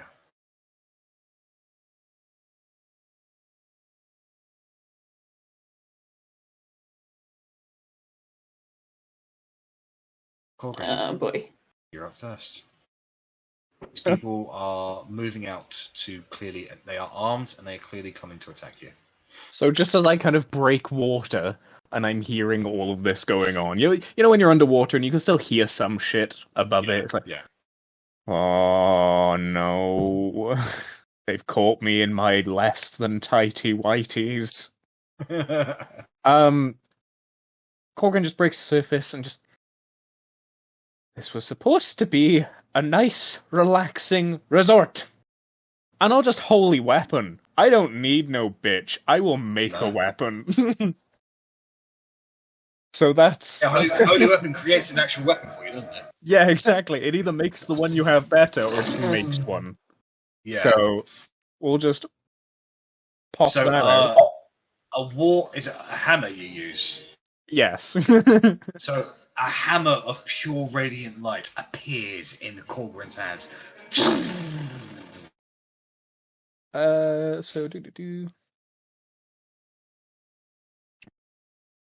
Yeah, so that's fine. I'll two-hand it because why the fuck wouldn't I at this point? I don't have a shield.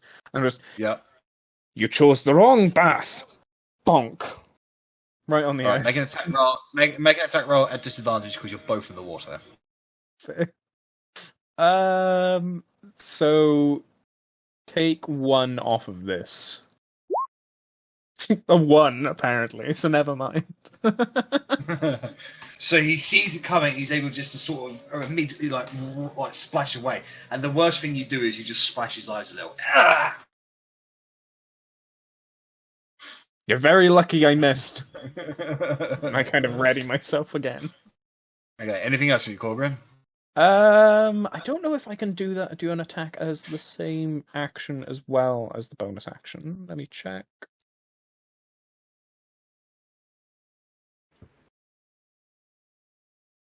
Return.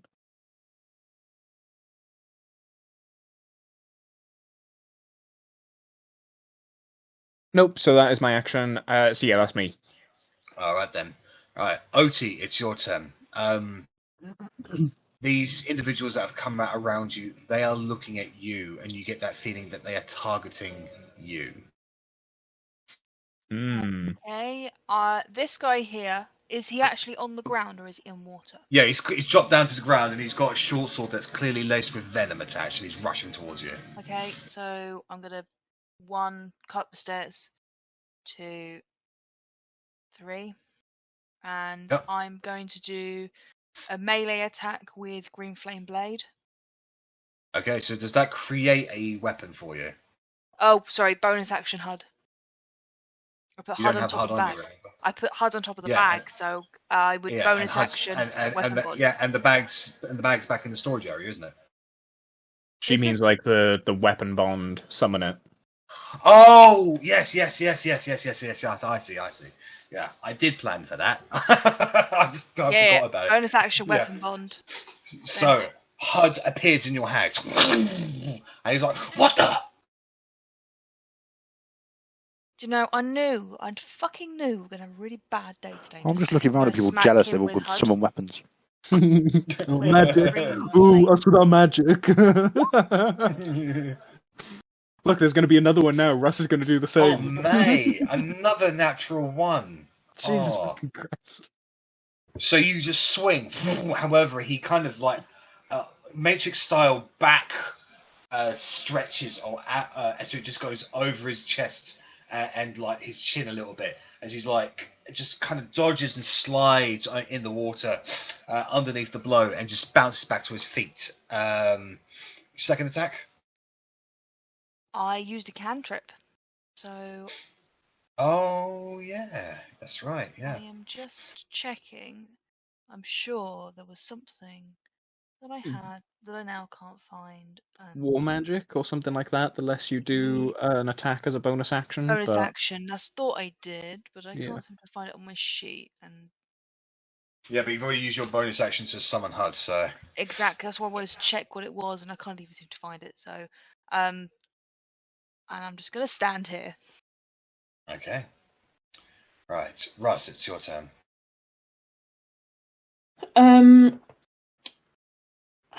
So with the spell casting, I need to use a spell casting focus. That's right, yes. Okay, well, so I will spend my action to summon Rapier, which I think I can do without any kind of spellcasting thing. That's right, yeah, because that's your feature as a warlock. Yeah, and because of a bard feature, I can use that as a focus. So next round, I'll be able to do stuff. That's right, yeah. Yeah, that's cool. Just I'll as I do can. that as my action. Yeah, and as a bonus action, I will I'll give bardic inspiration to Otti, Okay. and I'll just say something like, You can't see Otti at the moment. "Oh, oops."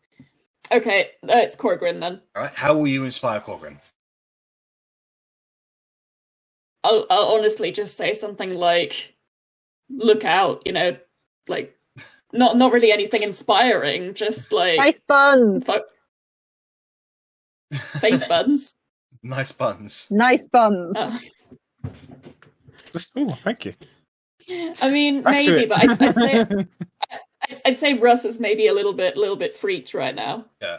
So, Korgrin, this display of concern for your personal safety is inspiring. I'm touched. Thank you. I'll kick his dick off next time. And I also want to crawl out the pool. Yep. And So with your little towel around Yeah. you. yeah, Just fixing it. does the towel have an AC if I wear it differently, like a cape? If you want to go butt naked and put a cape on your back, I'll give you. I think the answer is yes. Yeah, I'll give you an advantage on heroic pose checks. Okay, cool. No capes. So Russ Okay. takes the towel off. So Russ takes the towel from around his hip and attaches it around his neck, and now he looks heroic. Very proud, very very open. Dripping. The All right, case, so that is. yeah. So Arrabella is shaitan. So she doesn't have her spellcasting focus. She doesn't have her items. She can't summon her items. So she is going to 5, 10, 15, 20, 25. And she's just going to take the opportunity attack and dash. 5, 10, 15, 20, 25.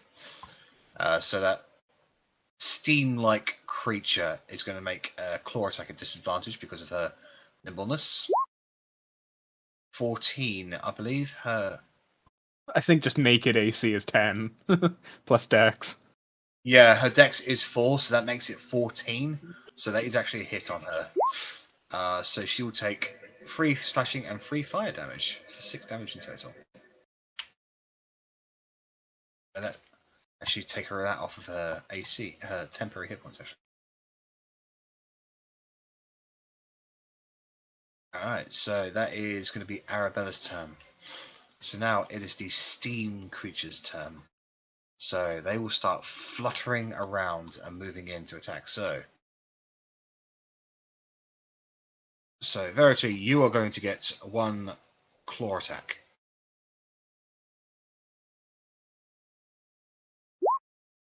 16.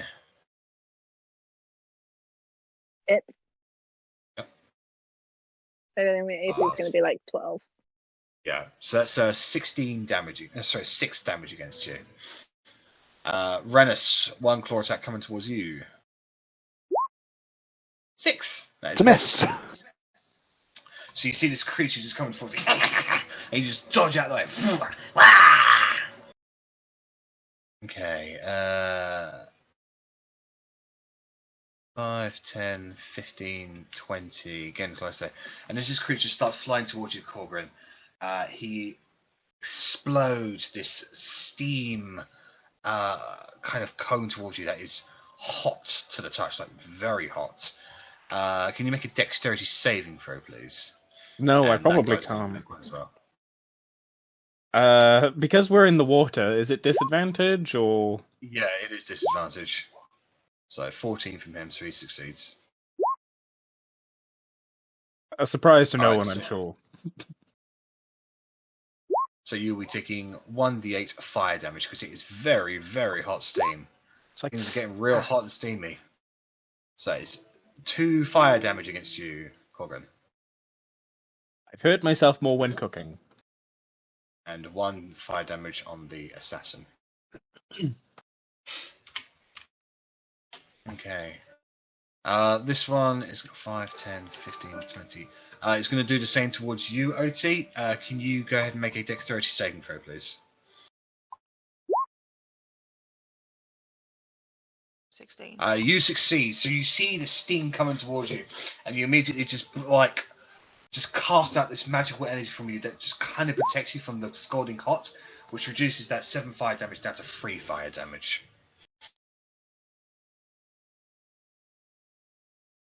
And Russ, you are going to get surrounded by these 2 steam creatures, and they're going to make 2 claw attacks against you. Mhm.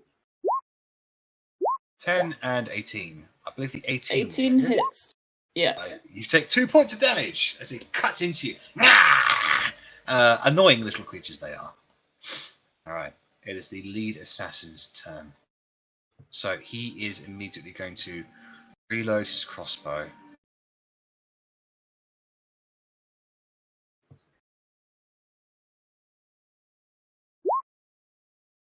$11.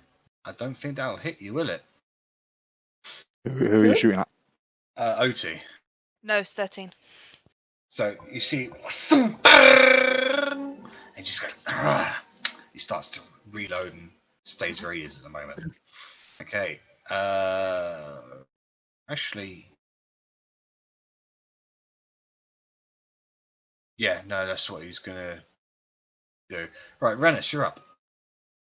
Okie doke. Is this roof jump onable from where I am? Oh yeah, yeah. Just it'll be an acrobatics check for you, but Yeah. yeah.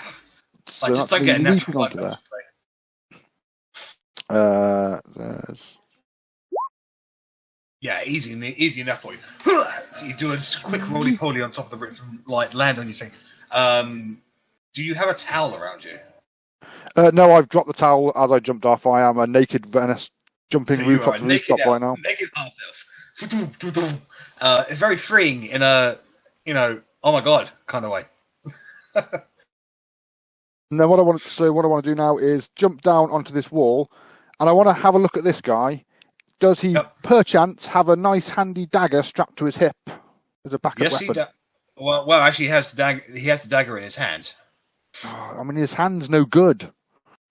But I will. I'll reach out and I'll try and wrestle the dagger from his hand. All right, go ahead and make a sleight of hand check. Because it's purely because of your fast hands that I would allow you to make a sleight of hand check on this. Lovely. Versus, I'm gonna have him do a dexterity saving throw on this. 25. So you At reach out. disadvantage in the water.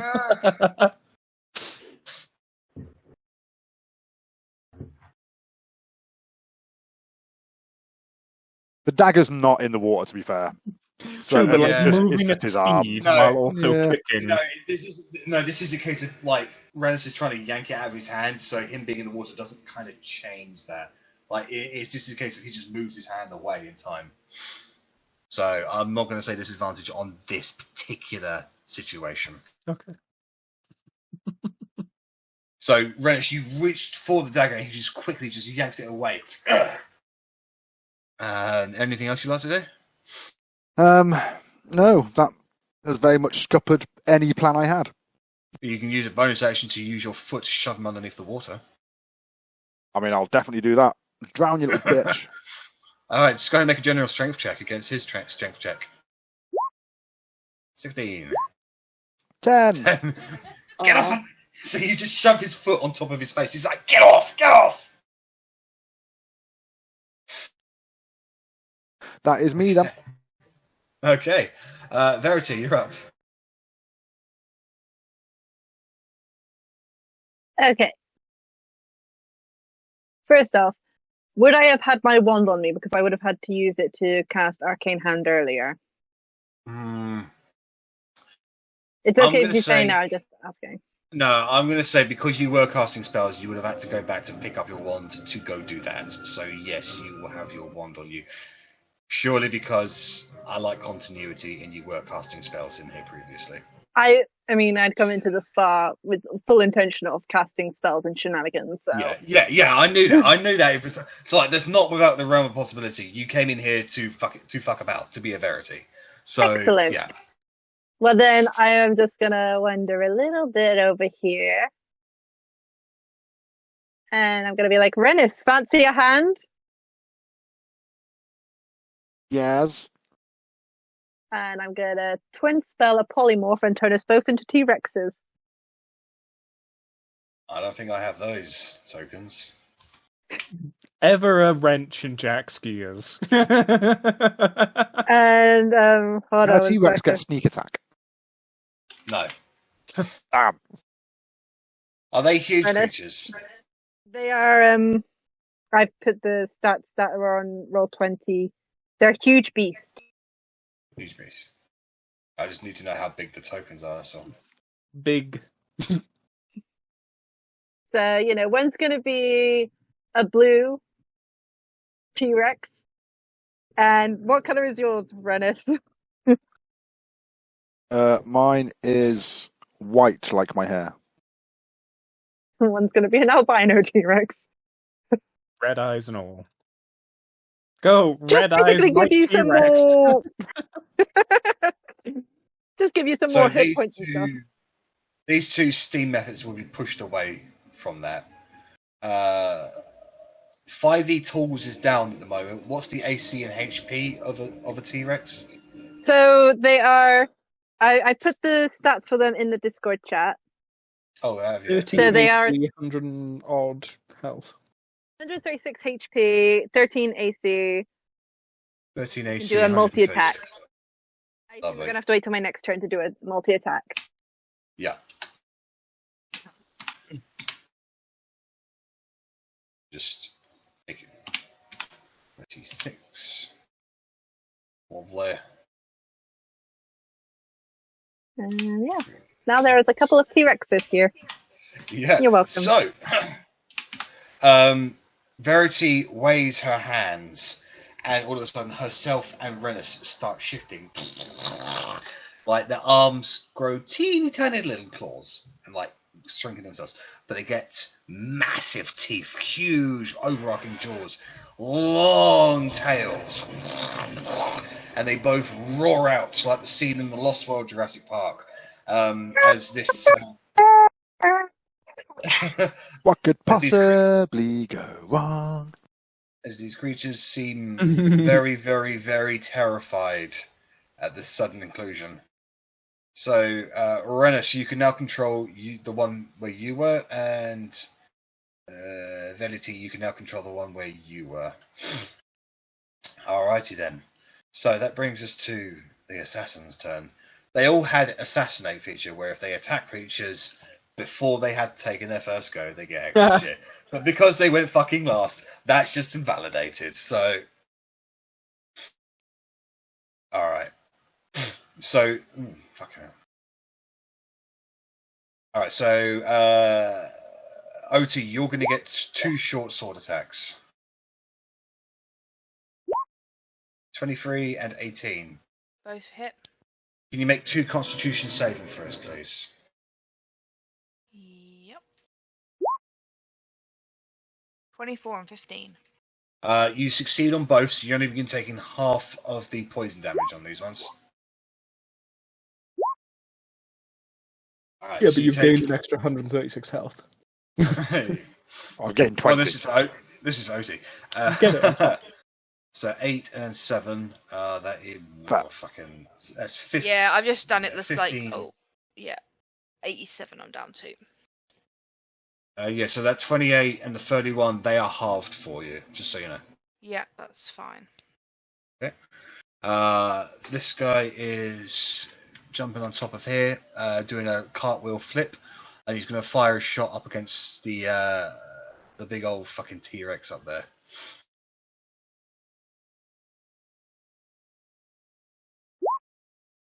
Natural 1. The light crossbow jams. Ah, fuck! He throws it down the ground and withdraws a short sword laced in poison. And he makes his way towards Otti there. Alright. This guy is moving here. He's going to make 2 short sword attacks against T-Rex Rennas. Tyrannus. Tyrannosaurus Rex. Well, that definitely hit. Why is it instantly rolling damage for me? I didn't ask you to roll damage.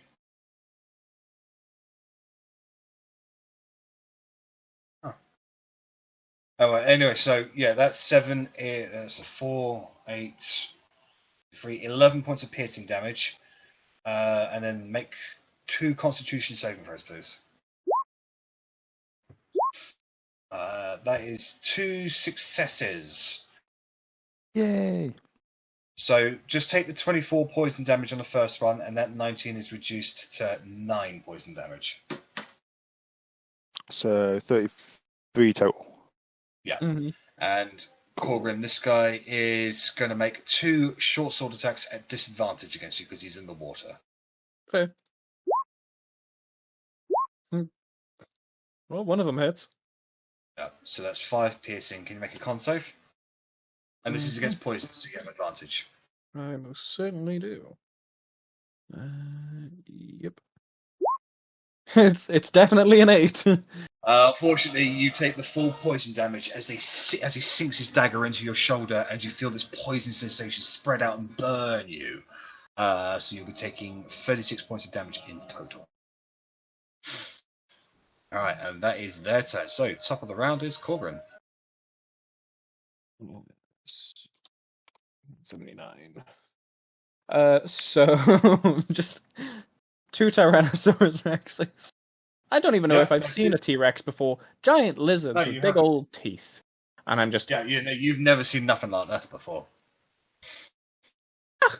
And Flame Strike. But I know that it's Rennas because... Yeah. Magic He bullshit. was right next to you. He was right next to you. Exactly. But it'll be a Flame Strike, which, for flavour, is coming out of the water. So it's just scalding radiant water geyser to hit these 3 individuals. So they need to make a Dex saving throw. Alright, so the assassin's going to make it a disadvantage because he's in the water. 10, so he fails. Yep.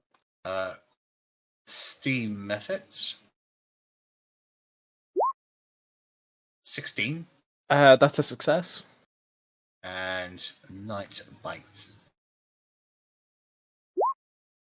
13. So this is the first 4 is fire and Second is radiant. yes. So 46. So the mother of all geysers streaks upwards. The one in the water just goes. Gwah! He's almost actually kind of dragged up out of the water as he's blown upwards and then smashes back down into the water itself. He takes the full damage. The one in the trees, he takes a fair amount of the damage. He's going to make a quick dexterity saving throw.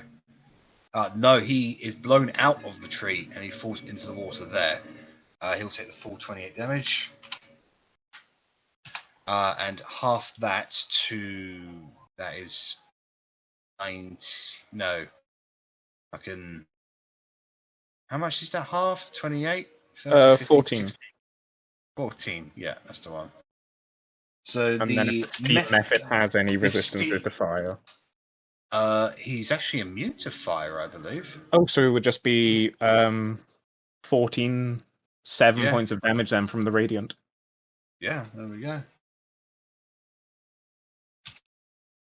Well, I suppose So- depending the split, because it's not exactly straight down the middle, is it? So it's 5, 3, 8, 10, 16. So 16 Radiant halved is 8. Well, he's not resist. Oh yeah, he makes Succeeded. it. So. Yeah. Yeah. And then just as the assassin is falling down from the guys, I'll just try and swing at him midair while he's Sure. falling. It's a disadvantage because I'm still in the water, right? Yeah, I've still in the water. I've not learned my lesson yet, so take 1 off of this. 12. 12, Ride the unfortunately, is a T-Rex, miss. Korgrin. I can't even fucking climb the T-Rex. So just a swing and a miss, and it's just a Yeah. whiff. All right, so Still paddling. Korgrin's Haven't made the connection to just get out of the water just yet. I'm content. I'm dueling here.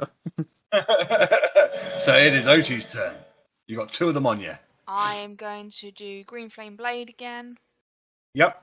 on this guy because I don't like him. He's Okay. useless. So make sure it's ticked. Green Flame Blade and hit with HUD. 26. That is a hit. And So that's- I'm going to re-roll the E7 Sure. because that is the weapon attack. So that's just the D8. That's minimum damage there. A 3, yeah, that's why I have the ability to not have minimum damage. So 3. So that's 9 plus 5. That makes it so 14 points of damage against Yep. him. And then as a bonus action, I'm gonna hit the other one. Just standard hit. Okay. With HUD again. That is just a hit for 11 points of slashing damage. So you swing HUD around in a large overarching circular motion. You get the first one in his shoulder, he bounces away. The second one is coming up behind you. However, you get him in his leg. You blast both of them away a few feet as you get back to their feet, and they just move back in to continue this attack on you. Okay. Did you want to move anywhere? I'm gonna try and stand on this rock here. So I'm still like close enough to them. I'm Yep. just gonna stand to try and get an optimum position. Yeah, so you get like a bit of an elevation on them. Yeah. I also can't see the T-Rexes in the turn order. I can, so That's fine. all right, I'm after so my that fight, it's fine. is- Yeah, so that's Otti's turn. Now it's Russ's turn.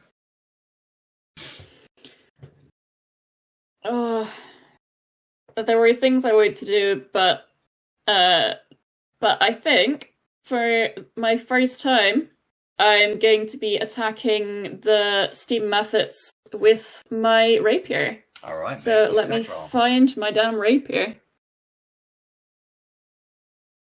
It certainly is a damned rapier. 17 is a hit. Okay. And oh, where is it? Oh no. Oops. Well, I was gonna hit it again anyway. I was trying to do the damage thing, but I'm not. Click rapier I've in the forgotten chat. how to do it. In the Yeah, chat, click click rapier in the rapier. chat. Yeah.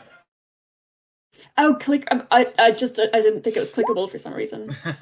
16 piercing damage. Nice. Okay, I've got +8 because I've got a dueling fighting style That's and right. stuff. Yeah. Um, That's maximum I'm actually- damage, actually. That's maximum damage. Does it die? No. Okay, what I want to do is I want to use Blade Flourish. Sorry, that's a long thing of text. And I want to do a Slashing Flourish where I can expend a Bardic Inspiration die to cause the weapon to deal an extra 1d10, basically, to that creature and anyone within 5 feet of me. Sure. Okay, so he gets 8. They both of them get 8 damage then. Okay. So as you reach forward with your magical rapier, you pierce it through the chest. It bounces away, and in that moment, you like skip on your step with your cape flying behind your shoulders. You know, your manhood in full display. You swing around, you cut that creature's head off, and the other one just gets like nicked across the face. So as this one's head gets cut off, the body envelops into itself and explodes in a cloud of steam. Can you make a dexterity saving throw, please? That's not nice. I'm not doing that in melee. You see this creature about to explode, and at that precise moment, you just jump away as the burst. It explodes, and you avoid all of the scalding steam damage. I still have to roll the damage for my second attack. That's right, yeah. So I will click on that. 13 piercing damage.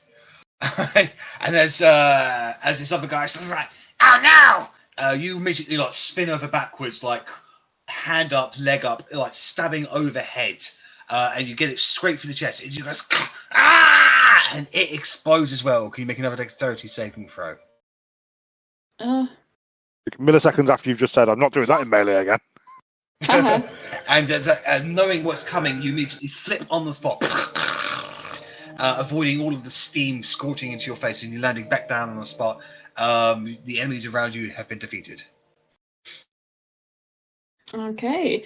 As a bonus action, I want to read the description of the spell Misty Step, just to see if I can go somewhere I can't see. I know, it's a space that I can see, so I can't get over to near where Otti is. You can't see that unless you go right up to the fence and peek through.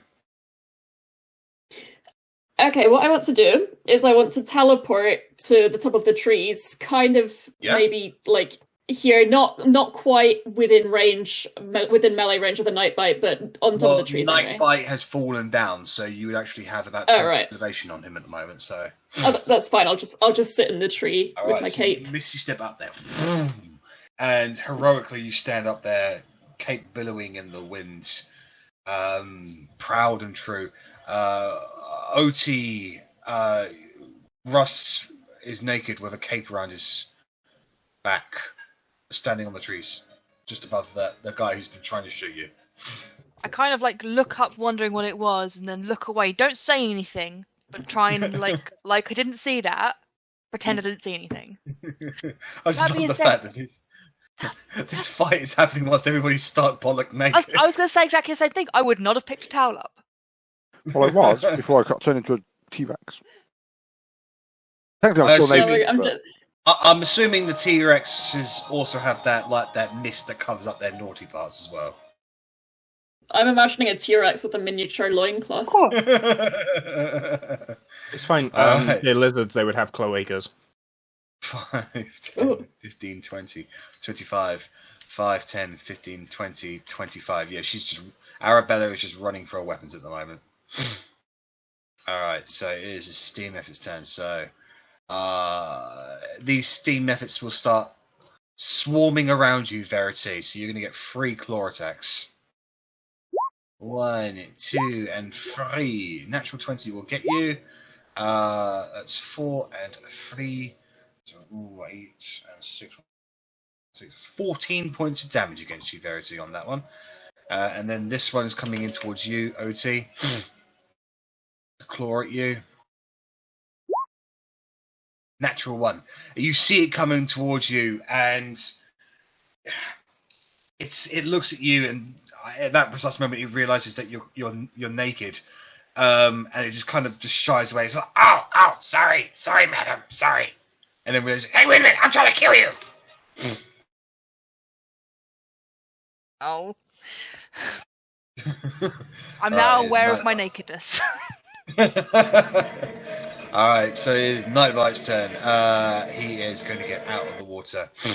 He is going to reload his crossbow, move up here, and he's going to take a shot at you, Otti. 18. I'm gonna use. No, I'm not. Okay. I'm gonna hit, but I'm not. Can you make a Constitution saving throw, please?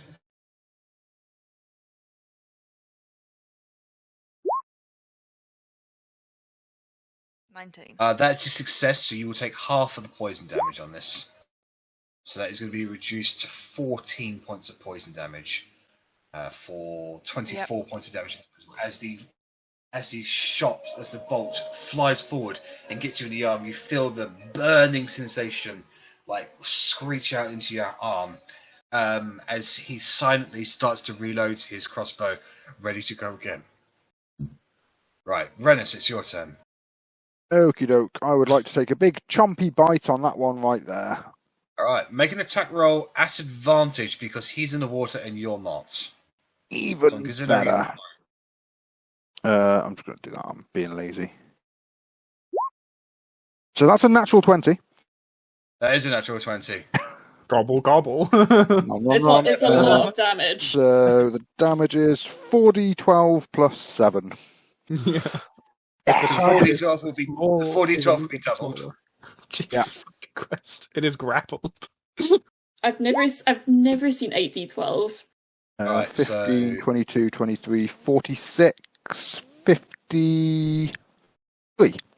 53 points of damage. So, as he's swimming, he's just been blasted up by Korgrin's spell and he lands back down in the water. And he just goes, and this kind of drool just falls on top of his head. It's like, what the hell? He looks up and he just sees this jaw down, and you just reach down and just bite him off. Like, you reach him up, just toss him around, and just throw him away. He lands in a nearby pool and just starts bleeding out with puncture marks all over him. So, I just imagine that as like a crouton in some soup, and Rennas just goes, hom. And that's it. That's as dramatic as it gets. But I like your way too. And then, almost casually, as I've tossed him to the side, my tail just flicks round and tries to take out the one on the other side of me. Nice. Go and make another attack roll. That's a 14. He just backflips over it and lands on his feet. Dramatic.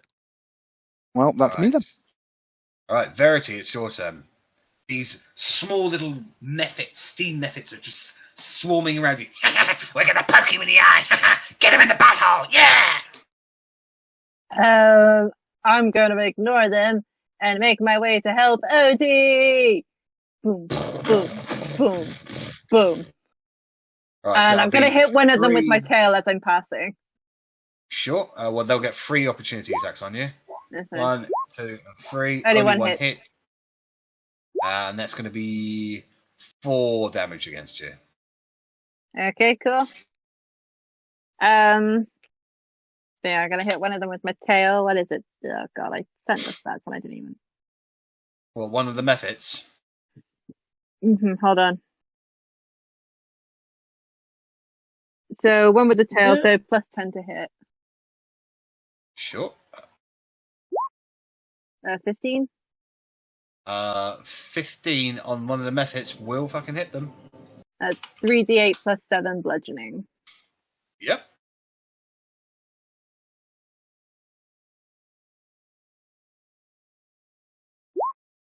And 26. The tail just swings by and just explodes him into nothing. Because you're moving, I'm going to say you don't you just avoid the steam burst immediately. The other two just go, oh fuck! Kill. We didn't think this through, did we? Shit, no! And then I'm gonna take a bite at this matey. Righto, make an attack roll. Plus 10 to hit. Keep on forgetting these guys have sneak attack. Jesus Christ. 23 will hit. Cute. It had And then sneak attack. that's 4d12. Shit. Yeah, for the bite attack. If you get a nat 20, it's 40-12 doubled. Alright, so you rush up behind him and he's like, what is that? And he's like, oh! And you reach down and just grab him in your mouth and just pick him up. He is grappled / restrained by you as you are just chomping on him. And he's like, oh! Is he restrained or just grappled? Grappled. It says target is restrained. Until the grapple says ends, the target is restrained. Oh, Yeah, so he. Yeah, so yeah, sorry, he okay, can't that's confusing. move. Yeah, so he can't move out. He can't do anything else except break the restraints. So, all right. All right, so it is their turn. So the one in your mouth is going to attempt to make a acrobatics check to get out of your mouth. DC 17. Yeah, he's 22. out. He just rashes that down. So he's going to stay there for now. The other assassin is going to continue his assault against Otti with 2 short sword attacks.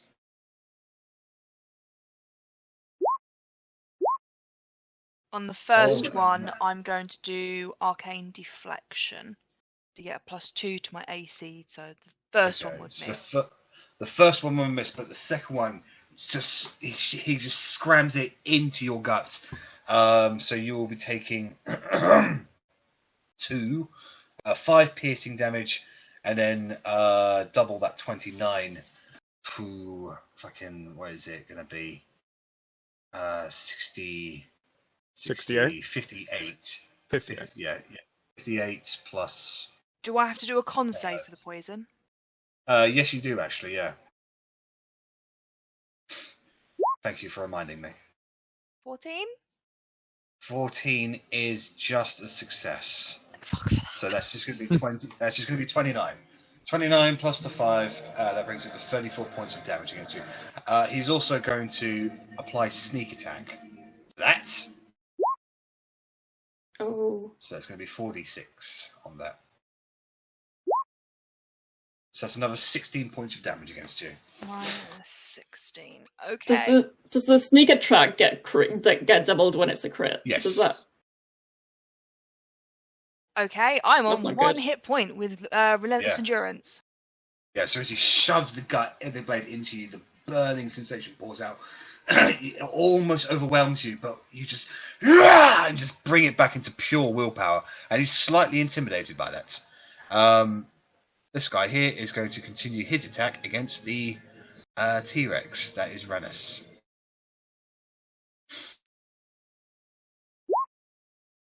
(13 and 23). They both hit. Alright, make 2 con saves for me.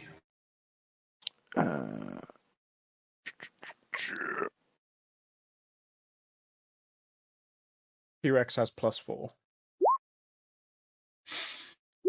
Success and failure. So the first one, you will only be taking...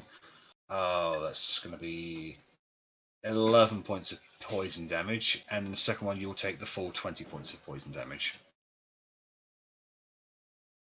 17, Alright. 21, That is... 41. Wow, that hurt. Yeah. Alright, Korgrin, it's your turn. So is it possible to move through this section? It's a thin palisade of wood. So it might be a climb then. You can climb or you can break it down, it's up to you. I'll go with a climb. So Okay, I'll go just ahead. Russ and T Rennas seem okay, so I will try and climb it. Oh yeah, well Russ is up on the fucking tree at the moment, isn't he, so... Oh, well that happened. Yeah, because you missed a step up there. Oh yeah, that'll do it. So what check do I need? Athletics This will be climbing? athletics. It'll be Cool. athletics, yes. Yay. Yeah, no problem at all. Utilising your great skills and your abilities, you basically jump up naked and you dwarf just with climb top on top. defense. Yep. Yeah. You just climb on top of the palisade, and basically you're in the canopy of the trees at the moment. And like the Battle of Helm's Deep, when Gandalf comes over the ridge, just a radiant blur just comes up at the top, just conveniently blocking any like a new dawn, wait until the morn, and I will The nude dawn. Yeah. Yes. And then just, not very elegantly hop down onto the rocks and charge at Nightbite. Yeah, and he's like blinded a little bit. Is that a naked dwarf coming towards me? I'm allergic to dwarf dick. Oh god, don't worry about it. I thought I left the windows And I'll make a weapon attack. 24. That'll hit him. Let me just check what Divine Strike does in specifics. Of the same type dealt by the weapon to the target. So because this is radiant damage, it would do an extra d8 of radiant damage. That's right, yeah. So 3d8 plus 4 because I don't have my plus 1 weapon. So 29, and I would like to use a Battlemaster dice to use a maneuvering attack. You get plus 10 to damage on that. Plus 10 to damage, no? Because you said 29 there. Did I? Oops. Yeah. Never mind. Wait. 19 points of damage. Points of radiant damage against him. And then maneuvering attack, which I can do. So expend 1 superiority die. You add the superiority die to the attack's damage. So I will do a. What is my dice? D8. So I'll roll 1d8. Do an extra 6 points of damage, and I'll be like, Otti, if you want to get out of there, now's a good time. And you can move half of your speed without provoking opportunity attacks. Ooh, I'm definitely going to take advantage of that and come over here. Lovely. Use Verity So- as a little bit of a shield. So Korgrin, you charge towards this guy just as he's really on the crossbow. He just sees out his corner of his eye. As you strike into him, he takes a few steps away. His leather armor has clearly been indented. You've done some damage on it, and he's bleeding quite heavily from that attack. But he's aware you're there, but he's keeping his eyes on Otti as she's maneuvering away. It's okay, because I'm going to use my War Priest feature and smack him again. Okay. Bonk! That is a hit against him. Fair. I was umming and ahhing plus 10ing that, so thank you. This will just be 2d8 plus 4. On the one end, an 8. On the other, a 1. Oh, you Perfectly spin balanced. around and whack him in the hip. You give him a bit of a dead leg, but he's still standing. That's fine, and I'm just... You're fighting naked dwarf now, boy! I've dropped stuff in many a soldier barracks. Okay, right, Otti, it's your turn. Can I try and get on the back of Very Rex? If Verity is willing. Yeah.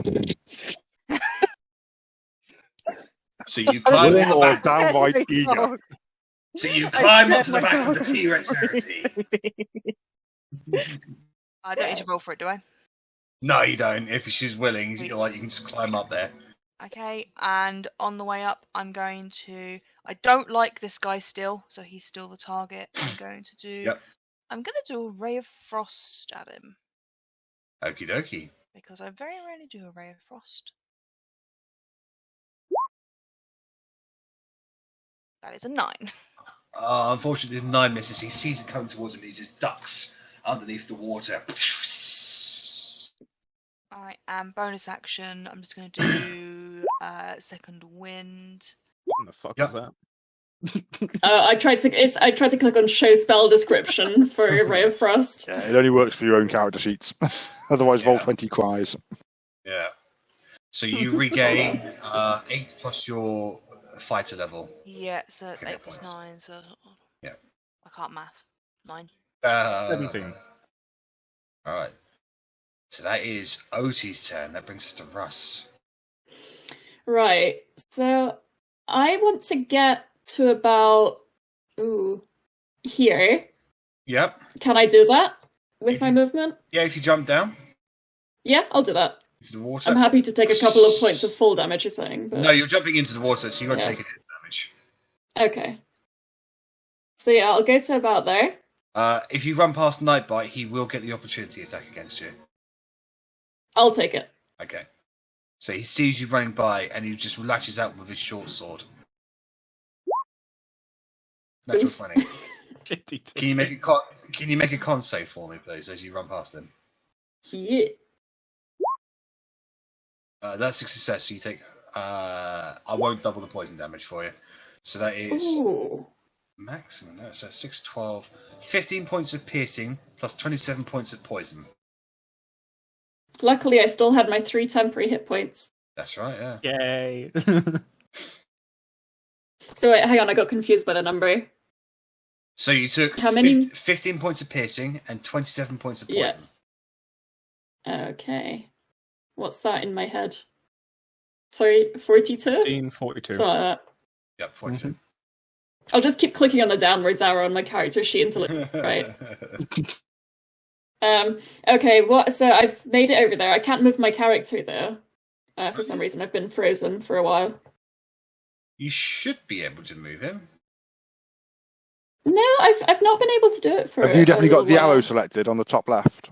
And not like the ruler or anything Yeah, else? yeah. Okay. I've got select move and everything, but I've not been able to move this whole time. Huh. Let me go into yeah. your characters. Russ. Edit. Yeah, everything indicates that you should be able to move it. I don't know why it won't. Okay, maybe I'm just Stream moving. saying. Or streaming. Streaming can do whatever the fuck Streamy wants. Well, yeah, I'm Yeah. just saying that the actual token is working, is the point I was making. Okay, weird. Yeah, it's just me then. So wait, I want to move one step closer than that To the edge. towards the assassins. There. Okay. Yeah. Yep. If that's within reach. Yep. And I am going to cast level 4 Spirit Guardians. Okay. Boo! So, 15 foot yeah. radius. The question is, can you keep it up for longer than 1 round? If so, you beat Korgrin. Well, depends on the woman. With my sweet 13 my sweet 13 AC, I'm not sure, but Yeah, fair one. All right. So Russ But- immediately brings his weapons close to himself, and now, what do the spirits look like for Russ?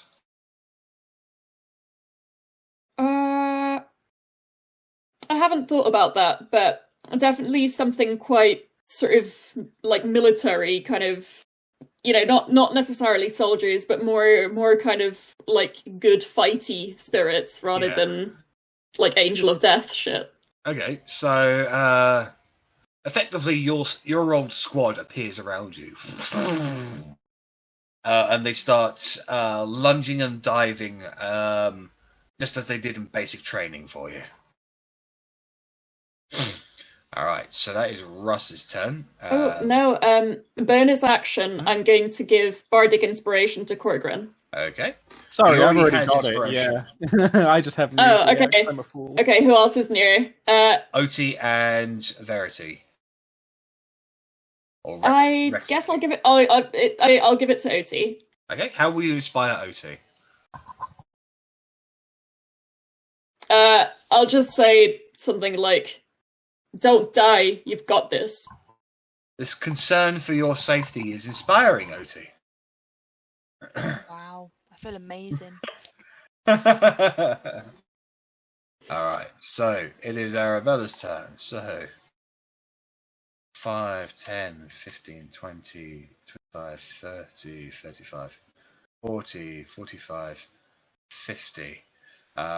So she's screaming at Ayanitaka. She's making a very heavy customer complaint about the service. But she's just rushing for her weapons at the moment. Alright, it is the Method's turn. Are really Method's left? Yeah. So These methods are gonna go around you.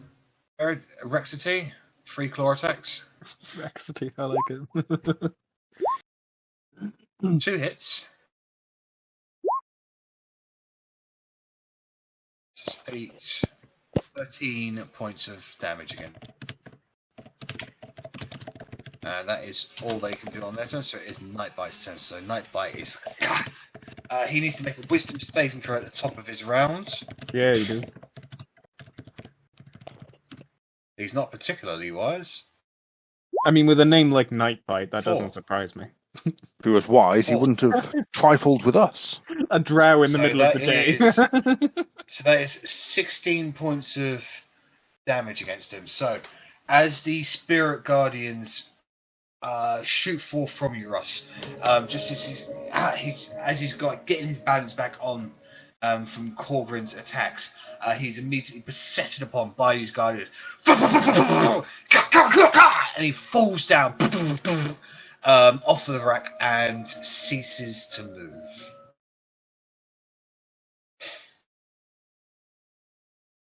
Alright, so Rennas, so yeah, Nightbite can't do anything. Rennas, you're up. So Rennas is going to, with his tail, just flick that guy behind him. That's a 19 to hit. Oh, that'll fucking hit him. Happy days. So that'll be... I've lost it. 3d8 plus 7. 20 points of damage. 20 points of damage. So, and that's on the tail, right? It is, yeah. Yeah, so he is almost blasted backwards, but he kicks himself to his feet. But you know, it costs a fair amount of blood from that attack. I can't actually attack him with the bite, which is annoying. I was hoping the tail would kill him. It's got to be a different creature. So I'll stick to the original plan, which I was going for if he died, and I am charging headlong through the fence. I will make apologies later, but you know. You just walk through it, destroying the palisades and bending the trees over. The guy swings at you with a short sword attack. 8, misses. you know, twing! What the fuck? So yeah, so another T-Rex appears out of nowhere, breaking down the trees, and now invading the girls' side of the hot spring. You pervert. I will give that one a big old bite. Okay. So Well, the guy's 25 to hit. that'll hit him. Yeah, the guy is so shocked at this sudden explosion of 2 T-Rexes. It's like, 7. what the fuck? 41 points of damage. Yeah, you chomp him in half. He is And done. that's me. Ah! All right, Verity, it's your turn. Oh, when Nightbite went down, the methods actually disappeared. Ah, sweet. I'm gonna take me and Otti over to this one and chomp chomp. I'm just gonna whisper, try not to kill him. I want to know where he came from. Ruining my relaxation. Chomp. I mean, T-Rexes are not subtle things. I tried not to kill him is not working, but there is still one left alive over yeah. there. Just keep in mind that Verity is not Verity at the moment. She's a T-Rex, and that is a tasty morsel. Yeah. That's it. 4d12 plus 7, right? Yeah. That's right. Chomp. You reach down and you bite the guy's arm off. Ah! So he can no longer use his light crossbow as he's bleeding all over the place, and he's realizing that maybe he shouldn't have taken on 2 fucking T-Rexes. I'm holding him in my mouth and chuck him in the air, like, ah! Ah! Ah! Ah! Yeah, he's restrained at the moment. So on his turn, he's going to make a acrobatics check to try and break out. 19. So he's able to break out. But now he needs to make a wisdom saving throw as he starts his turn in Russ's thing. Not having a good day. 11. That's a fail. So go ahead and roll your damage, Russ. For Oh, I need to Spirit roll it Knife. again. Hang on. Yeah. Let me scroll up. Where'd it go? Oh no, I can't click on it. You have to cast it again from your sheet. There was Okay. 4th level as well. Oh my god.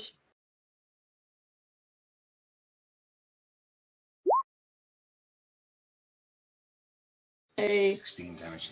So he gets pelted by the guardians. So he is just gonna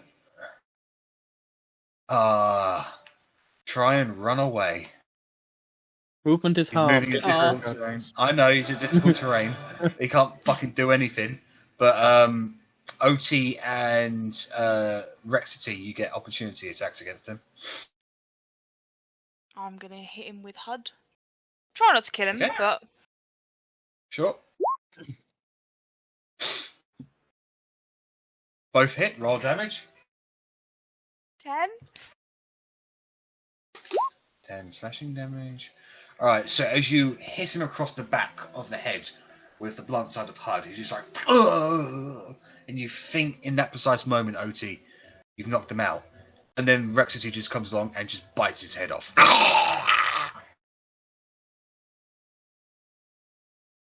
Verity, he has no mouth now. Or a brain. This guy is gonna load his crossbow and take a shot at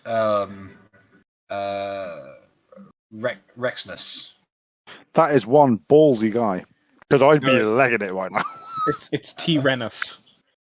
Tyrannosaurus Tyrannosaurus Rex. Tyrannosaurus. 8. It's That's a miss. Shit! I gotta get out of here! 5, 10, 15, 20. I imagine 25. at that both Rennas and Verity, like as T-Rex, is just turn at the same time, like. has is Arrabella just having like a spa time, or No. would she have found her weapon by now? No, she's moving as fast as she can, but she is a halfling, so she's only got 25 feet movement. Oh, So, Korgrin, it's your turn. Action, I'd like to thaumaturgy to shout to Arri. And I'll shout, "Bring me diamonds!" She should know what I mean. Yeah. Well, I imagine Alright. you probably mean to bring you diamonds. And then just as my bonus action, I'm gonna yeet my holy weapon at the bloke and make it explode for 48 damage. Does he make any saving throw? He does. I think it's 48. Yeah, 48 radiant damage. He needs to make a Constitution saving throw. 13. That's a fail, my friend. So, he's blown nearly off of his feet, but he's limping along, glowing from the radiant blast, but he's still alive. He is also blind as well now, so he's in for a real fun Okay. time. Okay, so it's like, where am I going? Okay, that's. Did you want to move in here, Korgrin? I'll just hop off the wall that I'm on, and just drag Nightbite's corpse elsewhere because he's the only special looking one, and also he's the most intact one. So I'll just make sure he doesn't get more damaged. Sure. You have bitten a few of them in half. So I'll just drag him over to the refreshment table and just. I'm no longer divine. It's dwarven nakedness in its glory, just squatting next to Nightbite. It's Otti. It's your turn. So I'm guessing that's sort of from here to here, there's no more trees there. That's right. Yeah, no, that's how the entire thing has been broken down. Sweet, I'll be able to see him. So from What's my it are? elevator. Yeah, like there. So I'm going to send a firebolt over to him. Alrighty then. Attack rolls against the creature have He's at advantage under because he's blind. blinded. Okay, I will firebolt. I will. Okay. First one, 20 will hit for 19 fire damage. So you hit him in the back of the head. You actually blow part of his head off, and he just hits the ground and ceases to move. And with that, you'll take a deep breath, all of you completely naked, except for the T-Rexes. We're also naked, It's but the combat. T-Rexes. As you comes to a close. As Arrabella returns with her fiend bow and a bag of what appears to be the dust. In the nick of time. And realizes that everything's already over. As you all... I'll also... Yep. So I was going to say I'll drop Spirit Guardians as well, in case that was still ongoing. Okay, so you drop Spirit Guardians. So, as you all, like, dust yourself off, with the pools, the pristine pools and hot springs dirtied by the signs of combat and battle and blood splatters everywhere.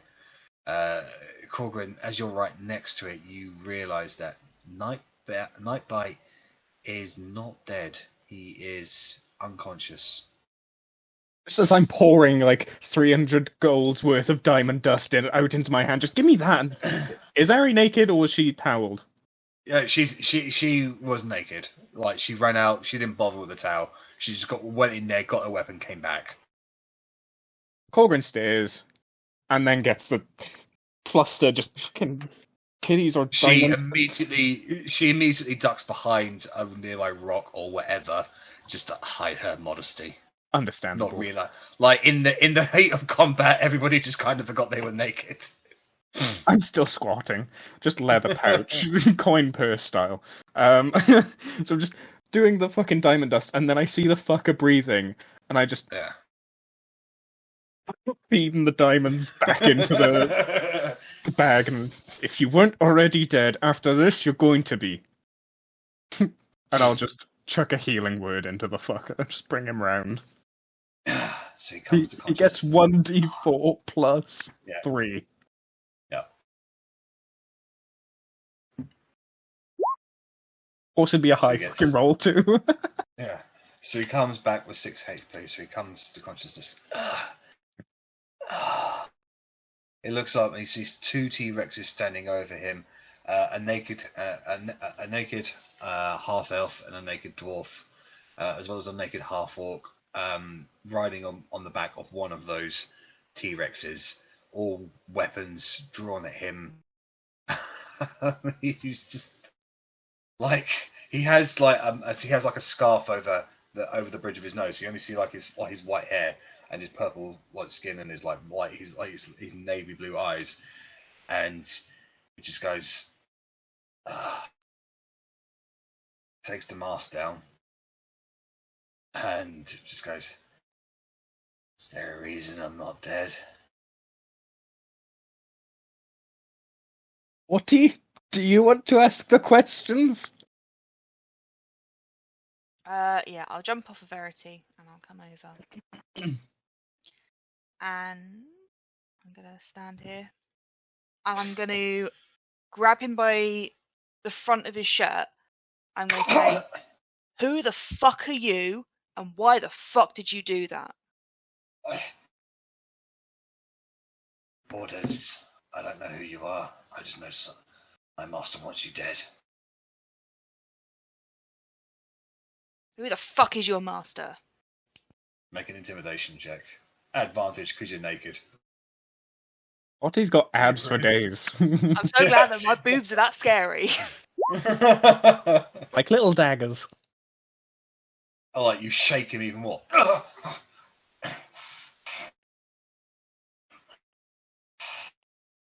My master, Vihan. I'd like to insight that, please. We'll end the session there, guys.